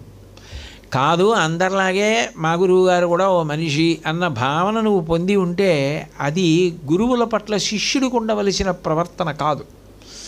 ఇది చెప్పడానికి దేశిక రూపేణ దర్శితాభ్యుదయం. మూకశంకర్లు మీకు అందరికీ తెలుసు, మహానుభావులు. మూక పంచశతి చేశారు. ఆయన మూక పంచశతిలో గురువు యొక్క వైభవం గురించి చెప్తూ ఒక అద్భుతమైనటువంటి శ్లోకం చేశారు కటాక్ష శతకంలో. ఆయన ఆ శ్లోకంలో అంటారు, కామాక్షి ఘోర భవరోగ చికిత్సనార్థం అభ్యర్థ్య దేశిక కటాక్ష భిషక్ ప్రసాదాత్ తత్రాపి దేవి లభతే సుకృతీ కదాచిత్ అత్యంత దుర్లభమపాంగ మహౌషధంతే.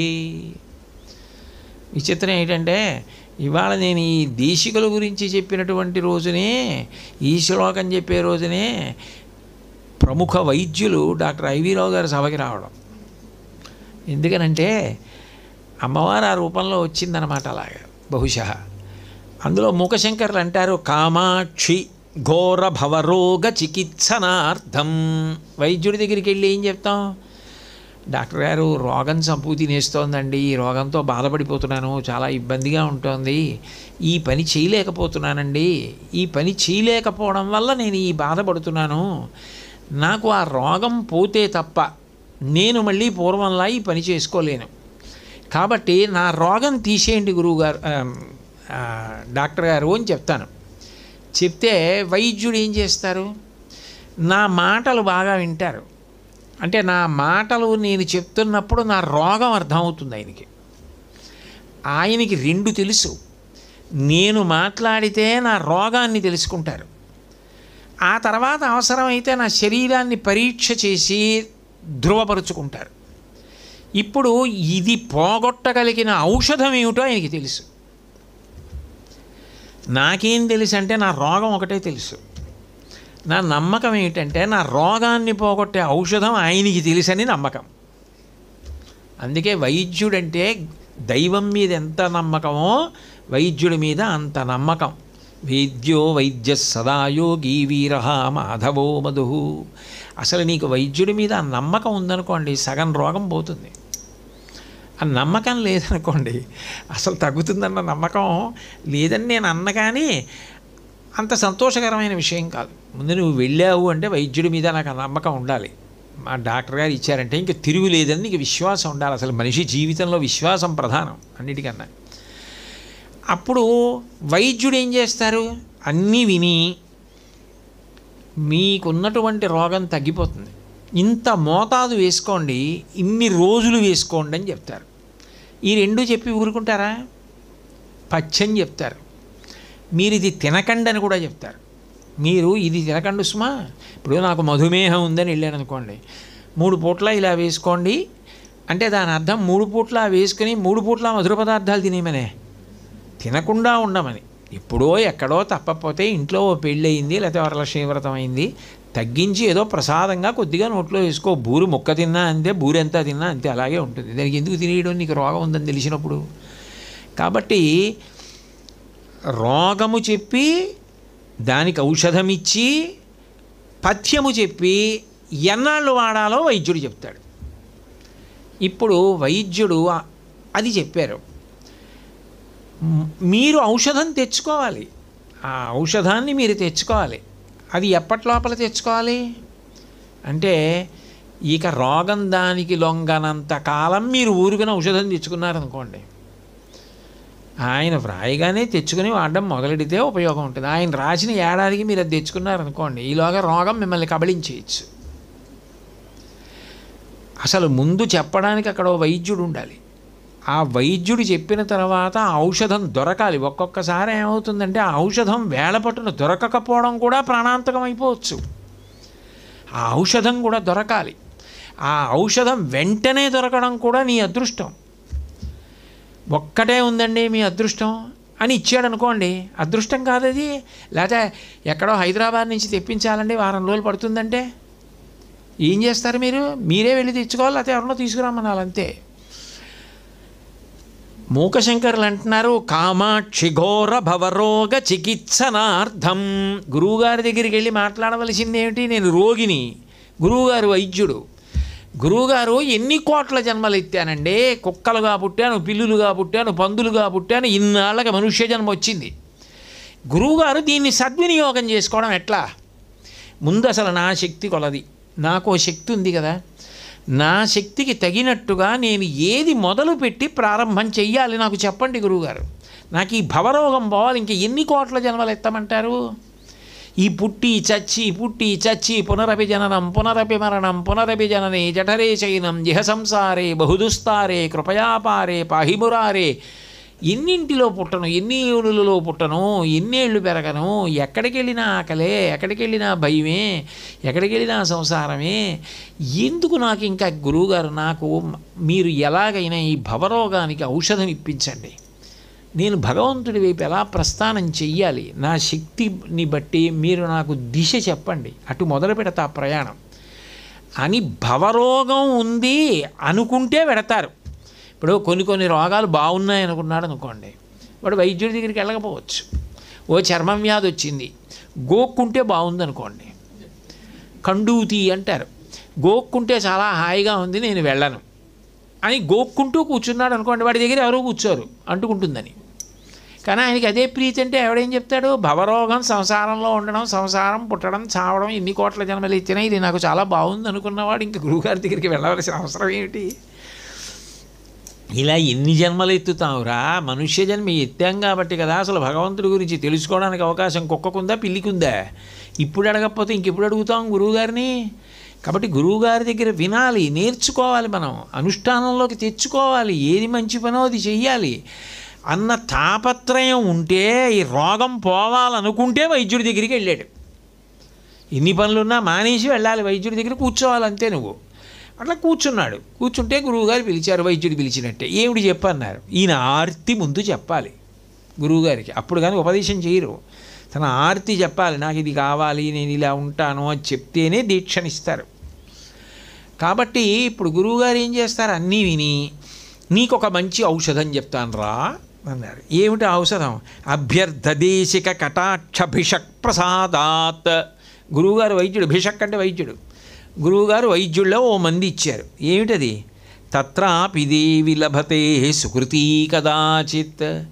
గురువుగారమ్మా నాకు ఆ మందు చెప్పారు, ఔషధం చెప్పారు, కానీ నాకు అది దొరకదు, దొరకడం నా అదృష్టం మీద ఉంది అంటే దాని అర్థం నీ ఆర్తి నీకు నిజంగా తరించాలి, భగవంతుడి అనుగ్రహం పొందాలి, మంచి పనులు చెయ్యాలి, మనుష్య జన్మ సార్థక్యం చేసుకోవాలి, మళ్ళీ వస్తుందని ఏమి నమ్మకం అన్న ఆర్తి నీకు ఉంటే నువ్వు గురువుగారి పాదాలు గట్టిగా పట్టుకుంటే ప్రత్యాయాంతి గతాహ పునర్న దివసాహ కాలో జగద్భక్షక.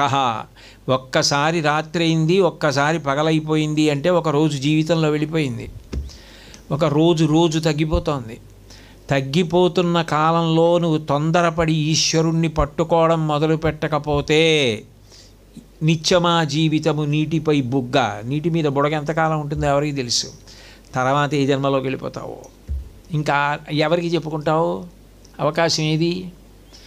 అందుకని గురువుగారి దగ్గరికి వెళ్ళి ఆర్తితో రోగం ముదరక ముందు చెప్పుకున్నట్టు వైద్యుడి దగ్గర చెప్పుకుంటే ఆయన ఒక మందు ఇచ్చారు. ఆ మందు నీ అదృష్టాన్ని బట్టి కూడా ఉంటుంది, నీ ఆర్తిని బట్టి అది దొరకాలి. ఏమిటి ఆ మందు అంటే అత్యంత దుర్లభమపాంగ మహౌషధంతే, అమ్మవారి యొక్క కడగంటి చూపు. అక్కడొచ్చింది కర్మ. మీ ఆర్తికి విరుగుడు మీరు భక్తితో అమ్మవారి దగ్గర కూర్చోవడం, అమ్మవారి సేవ చేస్తే ఆవిడ ఏం చేస్తుంది? అపాంగ ప్రేమతో ఇలా చూస్తుంది పక్కకి. ఆ పొట్టి చూపు గట్టి చూపు. ఆవిడ కానీ ప్రేమతో ఇలా చూసిందా నీకు ఔషధం దొరికేసింది. అసలు ముందు అది ఔషధం అని చెప్పడానికి నీకు గురువుగారు ఉండాలి. అది దొరకాలంటే గురువుగారు చెప్పినట్టు నడవాలి, వైద్యుడు చెప్పినట్టు వినాలి. ఆయన ఏది చెయ్యొద్దన్నారో అది చేయడం మానేయాలి. గురువుగారు ఇది చెయ్యకురా అన్న దాని జోలికి వెళ్లకుండా ఉండాలి. నిషిద్ధ కర్మ పథ్యం, ఇది తినద్దు అని వైద్యుడు చెప్పింది తినకుండా మానేయాలి. అది మర్యాద, అది విశ్వాసం, అది దైవవాక్కు అని నీకు నమ్మకం ఉండాలి. వైద్యుడి రూపంలో దైవం చెప్పాడు నాకు. నేను రోజు ఏ శివారాధన చేస్తున్నానో ఆ శివుడే నాకు వైద్యుడి రూపంలో చెప్పాడు. రే కోటేశ్వరరావు నీకు తినకిది అని చెప్పారు కాబట్టి నేను తినను, నాకు శివుడు చెప్పాడు అది. నీకు ఆ నమ్మకం ఉండాలి. ప్రథమో దైవ్యోభిషకౌ, శివుడు చెప్పిన శివుడే వైద్యుడు అని నీకు ఆ విశ్వాసం లేనప్పుడు ఆయన ఎంత ప్రజ్ఞావంతుడైనా ఎంత గొప్ప ఔషధం రాసినా నీకు ఎలా తగ్గుతుంది రోగం? ఆయన చెప్పినట్టు నువ్వు ఉంటే కదా తగ్గడానికి. గురువుగారు వైద్యుడు లాంటివాడు, శిష్యుడు రోగి లాంటివాడు. ఇప్పుడు గురువుగారి దగ్గరికి వెళ్ళినప్పుడు వైద్యుడి దగ్గరికి రోగి వెళ్ళినట్టు వెళ్ళి ఆయన చెప్పినట్లు నడిస్తే నీకు ఆ ఔషధం దొరుకుతుంది. నీకు ఆ శ్రద్ధ ఉంటే ఆ ఔషధం దొరుకుతుంది. ఒకసారి ఔషధం దొరికేసింది అనుకోండి, అయ్యి బాబోయ్ తలకాయ పోటు అన్నాడు, లేకపోతే మోకాళ్ళ నొప్పి అన్నాడు, లేకపోతే ఏదో వెనకాల చట్ట దగ్గర నొప్పి వస్తోంది అన్నాడు. ఒక్కసారి డాక్టర్ గారు అనుగ్రహించి ఒక్క మాత్ర ఇచ్చారంటే పోయిందంతే. గురువుగారు చెప్పినట్లు నడిస్తే అమ్మవారి యొక్క అపాంగం, ఆ కటాక్షం దొరికిన వెంటనే పోయిందంతే. కాబట్టి అసలు గురువు లేకుండా తరించడం అన్న మాట ఎక్కడుంది లోకంలో? లేనే లేదు. అసలు ప్రారంభం ఎక్కడ? ఆ కర్మానుష్ఠానం చెప్పవలసింది ఆయనే. ఎందుకనంటే అసలు నీ ఆరాధన ఏమిటి, నువ్వు ఎలా చెయ్యాలి, ఎందుకు చెయ్యాలి, దానిలో నీ ప్రేమ భావన ఎలా ఉండాలి, ఎంత భక్తితో చెయ్యాలి. తెల్లవారుతోందంటే అది అభ్యుదయం. తెల్లవారుతోందంటే సంతోషం ఉండాలి. అబ్బా తెల్లవారుతోంది, నేను పూజ చేయాలని నీకు పూజ సంతోషకరం కావాలి. ఈశ్వర పూజ చెయ్యడంలో గొప్ప ఆనందం ఉండాలి. అంతేగాని అబ్బాయి ఇంకా 10 నిమిషాల్లో అయిపోతుందా, 20 నిమిషాల్లో అయిపోతుందా, రోజు చచ్చిపోతున్నాను ఇవంతా చేయలేక అన్న భావనతో ఏడుస్తూ చేసిన దానికి బాబా అంత ఏడుపు ఎందుకు, నాకు చేయడం ఎందుకు అంటాడు ఆయన. ఆయనకి అది ఎందుకు, ప్రేమ కావాలి ఆయనకి. మార్గావర్తిత పాదుకా పశుపతే రంగస్య కూర్చాయతే కండూషాంబు నిషేచనం పురరిపోర్ దివ్యాభిషేకాయతే కించిత్ భక్షిత మాంసశైషకవళం నవ్యోపహారాయతే భక్తి కిం నకరోత్యహో వనచరో భక్త్యావతంసాయకే అంటారు శివానందలహరిలో. తిన్నడికి ఏమీ తెలియదు కానీ భక్తి ఉంది. అది శివలింగం కాదయా శివుడు అన్నాడు ఆయన. అది శివలింగమేనండి రాయేనండి అన్నవాడికి అనుబంధం ఏముంది దాంతో? ఆ అనుబంధం ఆయనకు ఉంది. ఆయన శివుడు అన్నాడు. ఇప్పుడు ఒకసారి లోపలికి వెళ్ళి చూశాడు, ఎప్పుడు తిన్నావా ఇలా ఉన్నావు, ఆకలి ఇట్లేదా నీకు అని గబగబా వెళ్ళాడు. వెళ్ళినవాడు ఏం చేశాడు, ఏదో జంతువుని వేటాడాడు. వేటాడిన వాడు ఏం చేశాడు, ఎక్కడ రుచిగా ఉందో అది పెడతానన్నాడు పిల్లాడికి పెట్టినట్టు అని. మాంసం ముక్కలు, పచ్చి మాంసం అంతా కొరికి చూశాడు. ఈ మాంసం ఇక్కడ కమ్మగా ఉంది, ఇది పెడతానని ఆ ఎంగిలి చేసిన మాంసం మొక్క కట్టుకొని బయలుదేరాడు. బయలుదేరాక గుర్తొచ్చింది, అబ్బో నేను తిన్నట్టు తిండిన ఈ శివుడికి కొన్ని బలహీనతలు ఉన్నాయి, స్నానం చేస్తే కానీ తిండు, నీళ్ళు అట్టుకెళ్ళి పొయ్యాలి కదా ఈయనకి. ఎలా ఒక చేతిలో ధనస్సు ఉంది, ఓ చేతిలో మాంసం మొక్క ఉంది. అందుకని ఓ నదీ తీరానికి వెళ్ళి సువర్ణముఖరి నదిలో ఉన్నటువంటి నీళ్లు నోట్లో పట్టుకున్నాడు. పట్టుకుని మింగేయకుండా గుడకబడకుండా గబగబ గబగబ గుళ్ళోకి వెళ్ళాడు. వెళ్ళి నిర్మాల్యం ఉంది, చేసిన పూజ పువ్వులు ఉన్నాయి. శివలింగానికి పూజ చేసిన పత్రి తీసేటప్పుడు ఉత్తరాభిముఖంగానే తీయాలి ఆ నిర్మాల్యం, పైగా కూర్చతో తీయాలి. అది చూడండి, దర్భలతో వాటితో మెత్తగా ఉన్నటువంటి కూర్చి అంటారు. తొందరగా మీకు అర్థం అవ్వాలంటే బ్రష్, నేను చెప్పేది శివాలయంలో శివలింగానికి దాంతో తీస్తారు కూర్చ. అక్కడ దాకా వచ్చాడు. ఈ నిర్మాల్యం ఉంటే స్నానం చేయడు, ఎలా తీయాలి? ఇప్పుడు నా దగ్గర ఏది కూర్చి అనుకున్నాడు. మార్గావర్తిత పాదుకా పశుపతే రంగస్య కూర్చాయతే. శివుడికి అన్నం పెట్టాలన్న ప్రేమలో ఆనందంలో కూర్చి తేవడం మర్చిపోయానని చెప్పి బాగా తిరగడంలో మెత్తపడిందని కాలు చెప్పు తీసి దాంతో తీసేశాడు. శివుడు అన్నాడు, ఇంత గొప్ప కూర్చ నాకెవ్వరూ తేలేదురా అన్నాడు. అంటే దాని అర్థం నీ చేయించాలాగా. తిన్నడి ప్రేమ గొప్పది. అక్కడ ఈశ్వరుడు తీసుకున్నది ప్రేమ. ఆ ప్రేమ ఆయనకు అంతే తెలుసు. ప్రేమ లేని పూజ అయితే ఈశ్వరుడు దాన్ని తప్పు పడతాడు, తీసుకోడు. ఆయన ప్రేమ తీసుకుంటున్నాడు. మార్గావర్తిత పాదుకా పశుపతే రంగస్య కూర్చాయతే గండూషాంబు నిషేచనం పురరిపోర్ దివ్యాభిషేకాయతే. రుద్రంలో ఉన్న మంత్రాలన్నీ నమస్తే అస్తు భగవన్ విశ్వేశ్వరాయ మహాదేవాయ త్రయంబకాయ త్రిపురాంతకాయ త్రికాగ్నికాలాయ కాలాగ్నిరుద్రాయ అంటూ అభిషేకం చేస్తారు. ఆయనకి పాపం ఆ మంత్రాలన్నీ వచ్చే అవకాశం లేదుగా. స్నానం చేయించాలన్న ఆర్తి ఉంది. ఆ నోట్లో ఉన్న నీళ్లు ఊమిశాడు శివలింగం మీద. అబ్బా ఏమి అభిషేకం రా అన్నాడు శివుడు. అంటే ఆయన ప్రేమ చూశాడంతే. అది శివలక్షణం, అది శివుడి యొక్క గొప్పతనం. గండూషాంబు నిషేచనం పురరిపోర్ దివ్యాభిషేకాయతే కించిత్ భక్షిత మాంసశేష కబళం నవ్యోపహారాయతే. అంతకుముందు ఆ జంతువుని చంపిన తర్వాత పైకి తీసి మాంసం ముక్కలన్నీ కొరికి ఈ ముక్క బాగుందని పట్టుకొచ్చాడు. ఆయన సగం తిని తీసుకొచ్చిన ఎంగిలి మాంసం ముక్కని శివుడు అబ్బాయి ఎంత బాగుందో అని తినేశాడు. నవ్యోపహారాయతే భక్తి కిం న కరోత్యహో వనచరో భక్త్యావతంసాయకే. భక్తి లేనప్పుడు ఎంత రొట్ట పట్టుకొచ్చి అక్కడ వేస్తే ఆయన తీసుకుంటాడరా.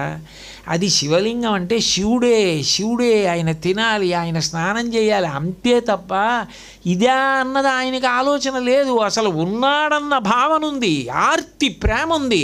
అక్కడ తీసుకున్నాడు శివుడు. అది భక్తి గొప్పతనం అన్నారు శంకరాచార్యులు వారు శివానంద లహరిలో. ఇది చెప్తే నేను ఒకటి చెప్పకుండా ఉండలేను ఎప్పుడు. దూర్జటి ఈ శ్లోకాన్ని దృష్టిలో పెట్టుకుని కాళహస్తీశ్వర శతకంలో ఒక అద్భుతమైనటువంటి పద్యం రాశాడు. నేను ఏదో మా మనవాడిని తీసుకొని మనవరాలని మీ ఇంటికి వచ్చాను అనుకోండి. ఏదో పాప ఆయన వచ్చారు ప్రేమగా, సాధారణంగా ఎవరిళ్ళకి వెళ్ళడు కదా, వచ్చాడు అని బాబు ఏమైనా తింటావా అంటే ఓ లడ్డు పట్టుకొచ్చి మీరు ఇస్తే తింటాను అన్నాడు అనుకోండి. మా మనవడు కో లడ్డు, మా మనవరాలు కో లడ్డు ఇస్తే తినేసి ఇంకా ఉన్నాయా అని అడిగాడు అనుకోండి. ఓ 3, 4, 5, 6 ఇన్ని పెట్టినా తినేసేవాడు. ఇంకా లేవా అని ఏడుస్తున్నాడు అనుకోండి. నేను వెళ్ళొస్తానమ్మా, బయలుదేరిపోతానని వాడిని తీసుకుని ముందు తొందరగా వాహనం ఎక్కేసి ఇంటికి వెళ్ళిపోగానే ఏమంటాను, నీకేమైనా కరువు ఏమిటా లడ్డూలు తినేయడం వాళ్ళ ఇంట్లో అంటానా అన్నా. అలా శివుణ్ణి దూర్జటి ప్రశ్న వేశాడు. నీకున్మాంసము వాంఛయేని కరువా, నీ చేత లేడుండగా జోకైనట్టి కొఠారముండ అనల జ్యోతుండ నీరుండగా పాకంబొప్ప ఘటించి పునుకచే భక్షింపక బోయచే చేకొండింకిలి మాంసమిట్లు తగునా శ్రీకాళహస్తీశ్వర. ఏం శ్రీకాళహస్తీశ్వర నీకన్నా కరువా? మాంసం తినాలని అనుకుంటే గప్చిప్గా తినచ్చా, నువ్వు వంటింట్లో కూడా వెళ్ళక్కర్లేదు. నీకేమో ధవళవిషమిందోర్మండలే సన్నివిష్టం భుజగవలయహారం భస్మదిగ్ధాంగమీశం మృగయపరశుపాణిం చారు చంద్రార్ధమౌళిం హృదయ కమల మధ్యే సంతతం చింతయామి. నీకు ఓ చేతిలో లేడుంది, ఓ చేతిలో కుఠారము గండ్రకొట్టలుంది. నీకంత మాంసం తినేయాలని ఉంటే ఎవ్వరికీ తెలియక్కర్లా. గప్చిప్గా గుడి తలుపులు వేసాక ఈ గండ్రగొడ్డలు తీసుకుని ఆ జింక మీద ఓ దెబ్బ కొట్టి ఓ మాంసం ముక్క పీక్కుని ఈ చేతిలో బ్రహ్మకపాలం ఉంది అందులో పడేసుకొని పైన గంగమ్మ ఉంది తీసుకుని ఆ నీళ్ళు ఇందులో పోసుకొని 3వ కన్నా అగ్నిహోత్రం మీద ఉడకేసుకొని నువ్వే తినేస్తే ఆవిడకి తెలియదు. అంతేకాని ఈ ఎంగిలి మాంసం తినేయడం ఏమిటయా? నీకున్మాంసము వాంచయ్యేని కరువా నీ చేత లీడు ఉండగా జోకైనట్టి కుఠారముండ అనల జ్యోతుండ నీరుండగా పాకం బొప్ప ఘటించి చేతి పునుకన్ భక్షింపక బోయి చేయకుంటే ఎంగిలి మాంసం ఇట్లు తగునా శ్రీకాళహస్తీశ్వర. అంటే దాని అర్థం, శివ మీకు ఆ ప్రేమ కావాలి, మీకు అనుబంధం కావాలి. పూజ చేసేటప్పుడు యాంత్రికం కాదు, అది తప్ప ఇంకొకటి ఉండకూడదు. చూడండి, భార్య భర్తకి ఏదైనా వండి పెట్టింది అనుకోండి, తింటున్నాడా, సంతోషంగా తింటున్నాడా, ప్రేమగా తింటున్నాడా, ఇంకో మాట అడుగుతున్నాడా, రెండో మాట అడగలేదనుకోండి, ఏం ఇవాళ అడగలేదే, బాగోలేదా, కూరంత బాగోలేదా, అక్కడ ఏమైనా ప్రసాదం ఎక్కువ తినేసి వచ్చారా, ఏం తింటలేదు అని 1000 ప్రశ్నలు అడుగుతుంది. ఎందుకని? తింటే తినాలి, అదే లేదో వండడం నాకు అర్థమే అంటుంది. ఏంటి? తినాలన్న ప్రేమ ఉంది కాబట్టి. నువ్వు శివార్చన చేస్తే అట్లా చేయాలి. దానికే పోతన గారు గొప్ప మాట అన్నారు, చేతులారంగ శివుని పూజింపడేని నోరు నవ్వంగ హరికీర్తి నుడువడేని దయయు సత్యంబు లోనుగా తలపడేని కలుగనీటికి తల్లుల కడుపు చేటు అన్నారు. కాబట్టి అథవా నేను మీతో ప్రతిపాదించే విషయం ఏమిటంటే, ఎవరు పరమాత్మ అంటే అంతటి ప్రేమ కలిగిన వాడు ఆ భగవంతుడే మనకి దారి చూపించడానికి, విద్యాబోధన చేయడానికి గురువుగా వస్తున్నాడు. అసలు ముందు పిల్లలు తెలుసుకోవలసినది గురువుని గౌరవించడం. గురువుకి పేరు పెట్టి గురువు యందు వంకర్లు చూసిన వాడు శిష్యుడు కానే కాడు.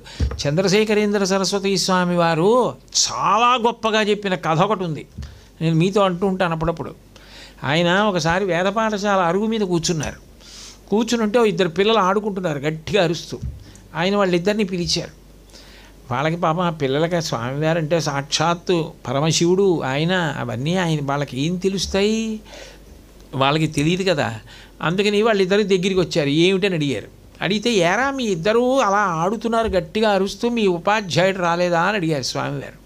ఒకడు అన్నాడు, వచ్చారు పాఠం చెప్తున్నారు, మేము ఆడుకుంటున్నాం అన్నాడు. రెండో వాడు అన్నాడు, ఇవాళ మా అధ్యాపకుడు రాలేదు అందుకు ఆడుకుంటున్నాం అన్నాడు. మీరిద్దరూ ఒక తరగతే చదువుకుంటున్నారు, ఒక వేదమే చదువుకుంటున్నారు, ఒకరు వచ్చారంటున్నారు అధ్యాపకుడు, ఒకడు రాలేదంటున్నాడు. ఏది నిజమని వాళ్ళిద్దరిని అక్కడ కూర్చోమన్నారు స్వామివారు. అంతేవాసిని పిలిచి, వీళ్ళు చదువుకుంటున్నటువంటి తరగతి గదికి వెళ్ళి వీళ్ళ అధ్యాపకుడు వచ్చాడా లేదా చూసిరా అన్నారు. ఆయన వెళ్ళొచ్చి అన్నాడు, ఇవాళ వీళ్ళ అధ్యాపకుడు రాలేదండి అన్నాడు. అంటే స్వామివారు అన్నారు, యారా మా గురువుగారు వచ్చారు పాఠం చెప్తున్నారు కానీ మేమే ఆడుకుంటున్నామని ఎందుకు చెప్పావురా అని అడిగారు. మా గురువుగారు రానంత మాత్రం చేత మేము ఇలా గట్టిగా అరుస్తూ కేకలేస్తూ ఆటలాడి మీరు పిలిచి అడిగితే మా గురువుగారు రాలేదు, ఇవాళ పాఠం చెప్పలేదు అందుకు ఆడుతున్నామని మా గురువుగారిని తక్కువ చేసి మాట్లాడడం కన్నా అబద్ధం ఆడి మా గురువుగారు వచ్చారు నేనే ఆడుకుంటున్నానని చెప్పడం మర్యాద అనిపించి నేను అలా చెప్పానన్నాడు. మహాస్వామి వారికి ఎంత పొంగిపోయారో. ఆడుకుంటున్నా వీడు రా గురుభక్తి కలవాడు, వీడు వృద్ధిలోకి వస్తాడు రా అన్నారు. అంటే ముందు అసలు గురువు మీద గౌరవం ఉండాలి. కాబట్టి దేశిక రూపేణ దర్శితాభ్యుదయం, దానికి అంతే ఉంటుంది. 3 నెలలు చెప్పినా 6 నెలలు చెప్పినా దానికి ఏమంతే ఉండదు. కాబట్టి నేను ఈ శ్లోకాన్ని ఇవాళ ఎట్లాగైనా పూర్తి చేసి ఇంకొక పక్క శ్లోకం కూడా చెప్పాలనుకున్నాను. మా అమ్మ నా చిన్నప్పుడు మాట అంటుండేది, ఆశలావు పీక సన్నం అంటుండేది. అంటే ఏదో బాగా రుచికరంగా వండిన పదార్థాలు, అమ్మ వండినవన్నీ అమృతమేగా, ఇంకా తినేయాలని కోరిక. కానీ కడుపు అన్నదానికి ఒక పరిమితి పెడతాడుగా ఈశ్వరుడు, ఇంక తినలేక ఇంకా తినాలని కోరిక.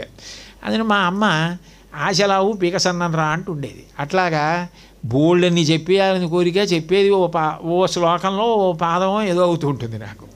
కాబట్టి దయమాన దీర్ఘనయనాం దేశిక రూపేణ దర్శితాభ్యుదయం వామకుచ నిహిత వీణాం వరదాం సంగీత మాతృకాం వందే. అది శ్లోకం. అందులో లఘువుగా నేను 2వ పాదం గురించి ఒక 5 నిమిషాల్లో తేల్చడానికి ప్రయత్నం చేస్తాను. అంటే 8 గంటలకి నా ప్రవచనం పూర్తి చేయాలి. సమయం అంటే సమయమే. కాబట్టి వీణ పట్టుకుని ఉంది అమ్మవారు. ఈ వీణ అనేటటువంటిది ఒక అద్భుతమైన సంగీత పరికరం. దీని నిర్మాణం కూడా అంత గొప్పగా, అటువంటి శబ్దము అందులోంచి వచ్చేటట్లుగా చేశారు. మనకి ధ్వని శబ్దము అని రెండు ఉంటాయి. ధ్వని అంటే అర్థం ఉండదు, శబ్దము అంటే అర్థముతో కూడుకుని ఉంటుంది. ఓ పసిపిల్లాడు ఉంగా ఉంగా అని ఏడుస్తున్నాడు అనుకోండి, దానికి అర్థం ఏమిటండి అని అడిగాను అనుకోండి, దానికి ఏం అర్థం ఉండదు. వాడు ఉంగా ఉంగా అని ఏడిచాడు అంతే, దానికి అర్థం ఏమిటి? శబ్దము అంటే అర్థముతో కూడుకుని ఉంటే శబ్దం అంటారు. ఇప్పుడు నేను మాట్లాడుతుంటే శబ్దం, వేదమునకు శబ్దరాశి అని పేరు, అర్థముతో కూడి ఉంటుంది.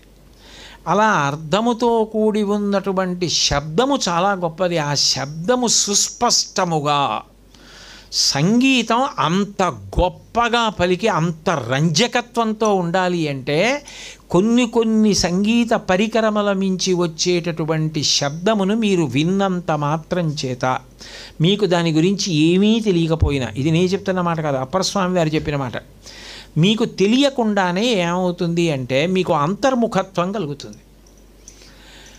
తెలిసి అలా వీణ వాయించగలిగితే అది మోక్ష కారణమని యాజ్ఞవల్క మహర్షి చెప్పాడు, అది మోక్షాన్ని ఇస్తుందని. వీణానాదాన్ని వింటూ ఉంటే మీకు తెలియకుండానే మీ మనసు పరమ ప్రశాంతతని పొందుతుంది. సామ అంటే శాంతి అని, సామవేదం, వేదానాం సామవేదోస్మి అంటాడు పరమాత్మ.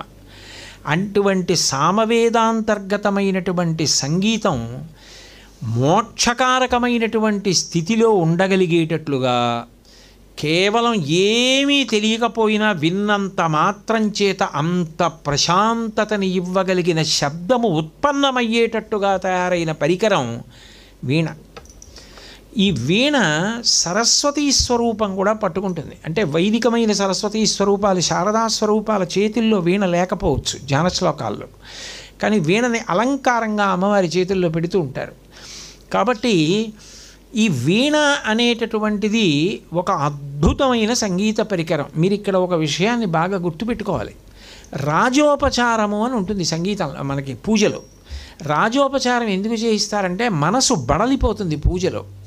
ఏమవుతుందంటే పాదయోహో పాద్యం అన్నాను అనుకోండి, మనసు ఏం చేయాలంటే అక్కడ భగవంతుడి పాదములను చూడాలి.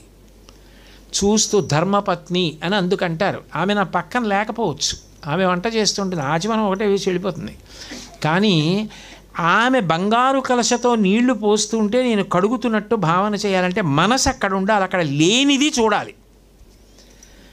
అది పూజ, ప్రేమ. అప్పుడు ఏమవుతుంది అంటే ఆ మనసు అట్లాగే దర్శనం చేయడంలో, ఏకాగ్రతలో బడలుతుంది. బడలిపోయినటువంటి మనసుకి గొప్ప శాంతి కలగాలి. కానీ ఆ శాంతి మీరు ఏది పట్టుకుందాం అనుకుంటున్నారో అక్కడి నుంచి జారిపోవడానికి కారణం కాకూడదు, ఆ భగవంతుడి వైపుకే తిప్పాలి. అందుకని రాజోపచారాల్లో ఏం చేస్తారంటే పరమసాత్విక శబ్దములు ఉత్పన్నమయ్యే పరికరములనే భారతీయ సంగీతంలో వాయిస్తారు. అందుకే మెరుపులు కానీ, ఉరుములు కానీ, పిడుగులు కానీ ఈ శబ్దములు భారతీయ సంగీత పరికరములను వాయించినప్పుడు ఉత్పన్నం కావు. మీరు వైలిన్ చూడండి, వీణ చూడండి, మృదంగం చూడండి, వేణువు చూడండి, ఇవన్నీ కూడా ఏమిటంటే తంత్రి అంటే తీగతో కూడుకున్న పరికరాలు కొన్ని ఉంటాయి. ఒకదాని మీద ఒకటి రాపాడించి శబ్దం పుట్టిస్తారు. గోటితో మీటి వీణ, రంధ్రీ పరికరమని ఒక కర్రకి రంధ్రాలు చేసి గాలి ఊది వేణువు, ఇవన్నీ ఉరిపిడి చేత శబ్దాన్ని సృష్టిస్తారు. ఇవి గాంధర్వ వేదంలోంచి వచ్చాయి. గంధర్వులు ఇంత గొప్పగా ఈ శబ్దాన్ని సృష్టించవచ్చు అని తయారు చేసినవి. ఆ సంగీతం ఏం చేస్తుందంటే మీకు ఉత్తర క్షణం మనశ్శాంతిని ఇస్తుంది. మొదటి ప్రయోజనం. వీణ లాంటివి మీరు బాగా ధ్యానానికి ఉపయుక్తమై మోక్షమునకే కారణమవుతుంది. వీణ బాగా వాయించడం నేర్చుకున్న వాళ్ళు ఆ శబ్దమునందే లయమై మోక్షాన్ని పొందుతారు అని సాక్షాత్తు యాజ్ఞవల్క మహర్షి చెప్పారు స్మృతిలో. అంత గొప్పది వీణ. అందుకని అటువంటి వీణ అమ్మవారు పట్టుకుంటుందిట. పట్టుకున్నప్పుడు ఎలా పట్టుకుందిట అంటే వీణని నిలబెట్టి వాయిస్తారు. మన విజయనగరం అటువైపు వీణని ఇలా పడుకోబెట్టి వాయిస్తారు. ఆ వాయించేటప్పుడు యువతల వైపు, ఎడం వైపు ఉన్నటువంటి భాగం గుండెకి తగిలేటట్టుగా పట్టుకుందిట. వామకుచ నిహిత వీణాం. ఎందుకని అంటే కుండ, దండి, యాళి అని 3 ఉంటాయి వీణకి. కుండ అంటే యువతల వైపు కుడి చేతి వైపు పెద్దది ఉంటుంది. దండి అంటే మధ్యలో కర్రలా ఉంటుంది, మెట్లు ఉంటాయి. యాళి అంటే పౌరాణిక మృగం. ముత్తుస్వామి దీక్షితారు వారిది అయితే కిందకి తిరిగి ఉంటుంది, మిగిలిన వాళ్ళది పైకి తిరిగి, ఆయనది పైకి తిరిగి ఉంటుంది, మిగిలిన వాళ్ళది కిందకి తిరిగి ఉంటుంది వీణకి. ఈ వీణ అనేటటువంటి పరికరం అది నిజంగా మహానుభావులు గంధర్వులు ఆ ఋషులు ఎలా సృష్టించారో కానీ అది ఒక అద్భుతమైనటువంటి పరికరం. దాన్ని తంజావూరులో పనసకర్రతో చేస్తారు. ఆ పనసకర్రతో వాళ్ళు వీణ తయారు చేసే విధానం వింటేనే ఆశ్చర్యం వేస్తుంది, ఇంత గొప్పగా చేస్తారని. మైసూరులో అయితే నల్లకర్రతో చేస్తారు. అది 24 కంచు లేదా ఇత్తడి మెట్లు ఉంటాయి మధ్యలో. 24 బీజాక్షరాలు గాయత్రి మహామంత్రం, 24 మెట్లు వీణ, 24 అంకె మీద ఉంటాయి. ప్రతి అక్షరానికి ఋషి ఉంటాడు గాయత్రి మహామంత్రంలో, దేవత. ఈ వీణకి 24 మెట్లు ఉంటాయి. ఈ మెట్టు నొక్కుతున్నప్పుడు స్వరాలు పలుకుతూ ఉంటాయి. 2 చేతులతో వాయించాలి. 2 చేతులతో వాయించడంలో ఒక చెయ్యి కదలకూడదు, ఒక చెయ్యి కదలాలి. ఒక చెయ్యి కదులుతున్నప్పుడు 2 వేళ్ళు పైకి లేవాలి, ఒక వేలు కిందకి వెళ్ళాలి. ఇందులో కూడా విశేషం ఏంటంటే ఆ వీణ వాయించేటప్పుడు అంటే అంత ఏకాగ్రతతో ముందు ప్రారంభం చేస్తారు. తర్వాత అంత అలవోకగా ఆ శబ్దానికి తామే పరవశించిపోతూ వాయించేస్తారు. ఇంకా చూడకుండానే మెట్ల మీద వేళ్ళు కదిలిపోతాయి. మొదట్లో చూసి కదుపుతారు, తర్వాత ఇంకా వాయిస్తూ పరవశించిపోతూ వాయించేస్తారు. ఆ వాయిస్తున్న స్థితిని చెప్తున్నారు ఆయన. అది కుడి చేతి చూపుడు వేలు మధ్యవేలు కిందకి మీటుతాయి. ఇలా ఈ చూపుడు వేలు మధ్యవేలు ఈ 2 తీగల్ని కిందకి మీటుతాయి. ఈ చిటికెన వేలు ఒక్కటి పైకి వాయించాలి. పైకి వాయించిన దాన్ని తాళము అంటారు. సంగీతం పలకడానికి వాయించేటటువంటి తీగలు ఏవి 2 వేళ్లతో వాయించేవి ఉన్నాయో అవి సారణి, తగ్గు పంచమము, మంద్రము, అనుమంద్రము అని పిలుస్తారు. తాళత సంబంధమైన తీగల్ని ప్రక్క సారణి, ప్రక్క పంచమము, హెచ్చు సారణి అని పిలుస్తారు. అంటే అసలు వీణ వాయించేటప్పుడు మస్తిష్కంలో కీర్తన ఉండాలి, కీర్తన స్వరాలు ఉండాలి.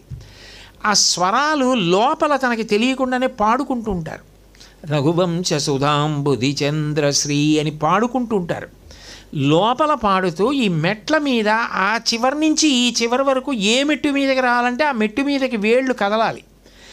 అలా కదిలితే చూపుడు వేలు మధ్యవేలు పక్క వేళ్ళు తగలకుండా అంత వేగంగా మెట్టు మించి మెట్టు మీదకి వెళ్ళి నొక్కాలవి. నొక్కితే స్వరం పలుకుతుంది. తాళం ప్రాణం. చిటికిన వేలుతోటి తాళాన్ని మోగించాలి. ఈ 2 వేళ్లతోటి సంగీతాన్ని పలికించాలి.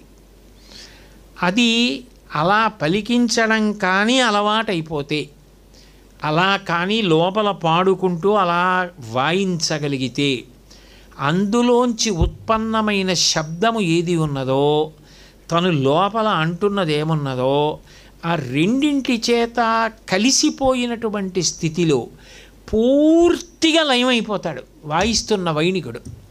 అది శబ్దబ్రహ్మమయీ చరాచరమయీ జ్యోతిర్మయీ వాంగ్మయీ అంటారు. ఆ శబ్దానికి ఆ శక్తి ఉంది, వీణ తీగల మించి వచ్చే శబ్దం. చిత్రం ఏంటంటే అది గోటి చేత రాపాడి పలుకుతుంది. అది దెబ్బకి పలుకుతోంది, గోటి దెబ్బ తిని తీగ పలుకుతూ ఉంటుంది. ఆ శబ్దం అంత శక్తివంతం. అది మీరు కొన్ని సంవత్సరాలు సాధన చేస్తే వచ్చే అంతర్ముఖత్వం. వీణని కానీ వాయించడం వచ్చి పరవశంతో వీణ వాయించగలిగితే వారు అటువంటి స్థితిని పొంది ఒకానొక స్థితిలో మోక్షమునే పొందుతారు అని. అందుకే వీణలలో మళ్ళీ అచల వీణ అని సారంగదేవుడు అన్న ఆయన కనిపెట్టాడు. దానికి 22 శృతులు పలుకుతాయిట. రుద్రవీణ అంటుంటారు కదా, ఆ రుద్రవీణ అచ్యుతరాజేంద్ర మేళవీణ అని రామాచ్యుడు తన యొక్క స్వరమేళా కళానిధి అన్న గ్రంథంలో చెప్పింది రుద్రవీణ. అంటే అన్ని శృతులతో అన్ని తీగలతో ఉండి అలా వాయించడంలో కృతకృత్యులైపోయి ఆనందపడిపోతున్నారని గుర్తు ఏమిటంటే శ్యామలాదేవి వీణ వాయిస్తున్నప్పుడు వామకుచ నిహిత వీణా, ఆ తల్లి ఇలా పైకెత్తి వాయిస్తున్నప్పుడు యువతల వైపు ఉన్నటువంటిది ఆమె గుండెకి తగులుతూ ఉంటుంది. వామకుచ నిహిత వీణాం వరదాం. అట్లా వీణ వాయిస్తున్న తల్లిని మీరు ధ్యానం చేస్తే మీకు ధ్యానంలో మీకు తెలియకుండానే వీణారవం వినపడుతుంది. అది ధ్యానము యొక్క తీవ్రత. వీణారవం మీకు వినపడుతూ ఉంటుంది. అట్లా వినపడితే వరదాం, అలా ఎవడు ధ్యానం చేశాడో వాడు ఏది కోరాడో దొరుకుతోంది. ఆమె వరదాం, వరములను అనుగ్రహిస్తోంది. సంగీతమాతృకాం వందే. ఆ వీణ వాయిస్తున్నప్పుడు వస్తున్నటువంటి శబ్దమునందు అత్యంత క్రూరమైన లక్షణమున్న పాము కూడా అలా నిలబడిపోయేటట్టుగా శాంతమును కల్పించగలిగిన స్థితి నుంచి ఏమీ తెలియని అజ్ఞానంలో ఉన్న ఒక శిశువు ఏడుస్తున్నవాడో ఏడుపు ఆపేసేటట్టు, వింటున్నవాడికి ఎంత ఆందోళన ఉన్నా ఆందోళన ఆగిపోయి శాంతి కలిగేటట్టు వాయించడంలో అంత సాధన చేసినవాడు చివరికి ఆ శాంతం, ఆ ప్రశాంతం, ఆ నాదోపాసనలో ఈశ్వరుణ్ణే పొంది లయమైపోయేటట్టు మోక్షం వరకు తీసుకెళ్ళగలిగిన శక్తి ఆ శబ్దమునందు నిక్షిప్తము చేసి ప్రకటనమవుతున్నది పరదేవతయే. ఓంకార పంజర సుఖీం ఉపనిషదుద్యానకేళి కళకంఠీం ఆగమవిన మయూరీం ఆర్యాం అంతర్విభావయే గౌరీం కింద ఏ తల్లి అక్షర రూపంగా వచ్చిందో ఆ తల్లి వీణ మీద శబ్దరూపంగా వస్తోంది. వచ్చి ఇంత శాంతిని మోక్షశాంతి వరకు కారణమవుతోంది. అటువంటి తల్లి, అటువంటి శబ్దస్వరూపిణి నీకు నేను ఏమని జోహార్లు చెప్పను. ఇహమునందు సామాన్యం లౌకిక విద్య నుంచి మోక్ష విద్య వరకు ఇవ్వగలిగిన దేశిక రూపిణివి నువ్వే. వీణయందు శబ్దస్వరూపిణివి నువ్వే. ఆ శబ్దము ద్వారా అంత శాంతిని కల్పించగలిగిన దానివి, చివరికి మోక్షమే ఇవ్వగలిగిన దానివి నువ్వే. అటువంటి అనుగ్రహ శక్తిగా శబ్దంలో వినపడుతున్న దానివి నువ్వే. అందుకే ఇప్పటికీ పెద్దలు మాట అంటారు, ఇంట్లో గురుముఖత నేర్చుకున్న వీణ ఉందనుకోండి, వాళ్ళు వీణ వాయిస్తారు. పిల్లలు తెలియక వీణ దగ్గరికి వెళ్ళి తీగలు ఇలా ఇలా అంటే తప్పు, వాయించకూడదు అలా అంటారు. అలా వీణ ముట్టుకోకు, అలా వీణ వాయించొద్దు అంటారు.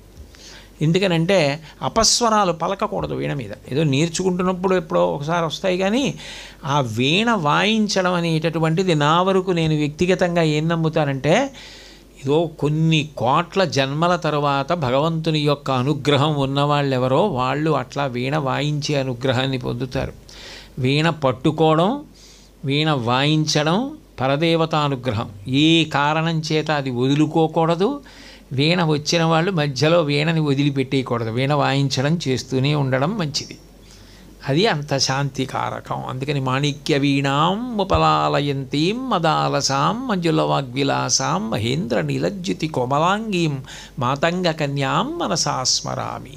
అంత గొప్ప తల్లిని కాళిదాస మహాకవి ఏదో కాళ్ళు చేతులు అక్షమాల అవి కాదు, అసలు అమ్మవారి యొక్క వైభవాన్ని మాతంగీ స్వరూపంగా ఇంత గొప్పగా నవరత్నమాలలో చెప్తున్నారు. 2 శ్లోకాలు అయ్యాయంటే 2 మణులు మీరు దారానికి ఎక్కించేసినట్టే. ఎందుకని 9 అయిపోయాయి అనుకోండి, మాతంగ కనకాభరణం, మీరు అమ్మవారి మెడలో ఈ మాల వేసేస్తారని గుర్తు. రేపు మళ్ళీ సాయంకాలం 6:30 తిరిగి కలుసుకున్నప్పుడు పరదేవత నా చేత ఏది పలికిస్తే అది పలికి కృతార్థునవుతానని తెలియచేస్తూ, మంగళాశాసనపరై మదాచార్య పురోగమై సర్వైశ్చ పూర్వైరాచార్యై సత్కృతాయాస్తు మంగళం. మంగళం కోసలేంద్రాయ మహనీయ గుణాత్మనే చక్రవర్తి తనూజాయ సర్వభౌమాయ మంగళం. ఉమాకాంతాయ కాంతాయ కామితార్థప్రదాయినే శ్రీగిరీశాయ దేవాయ మలినాథాయ మంగళం. సర్వం శ్రీ ఉమామహేశ్వర పరబ్రహ్మార్పణమస్తు. స్వస్తి.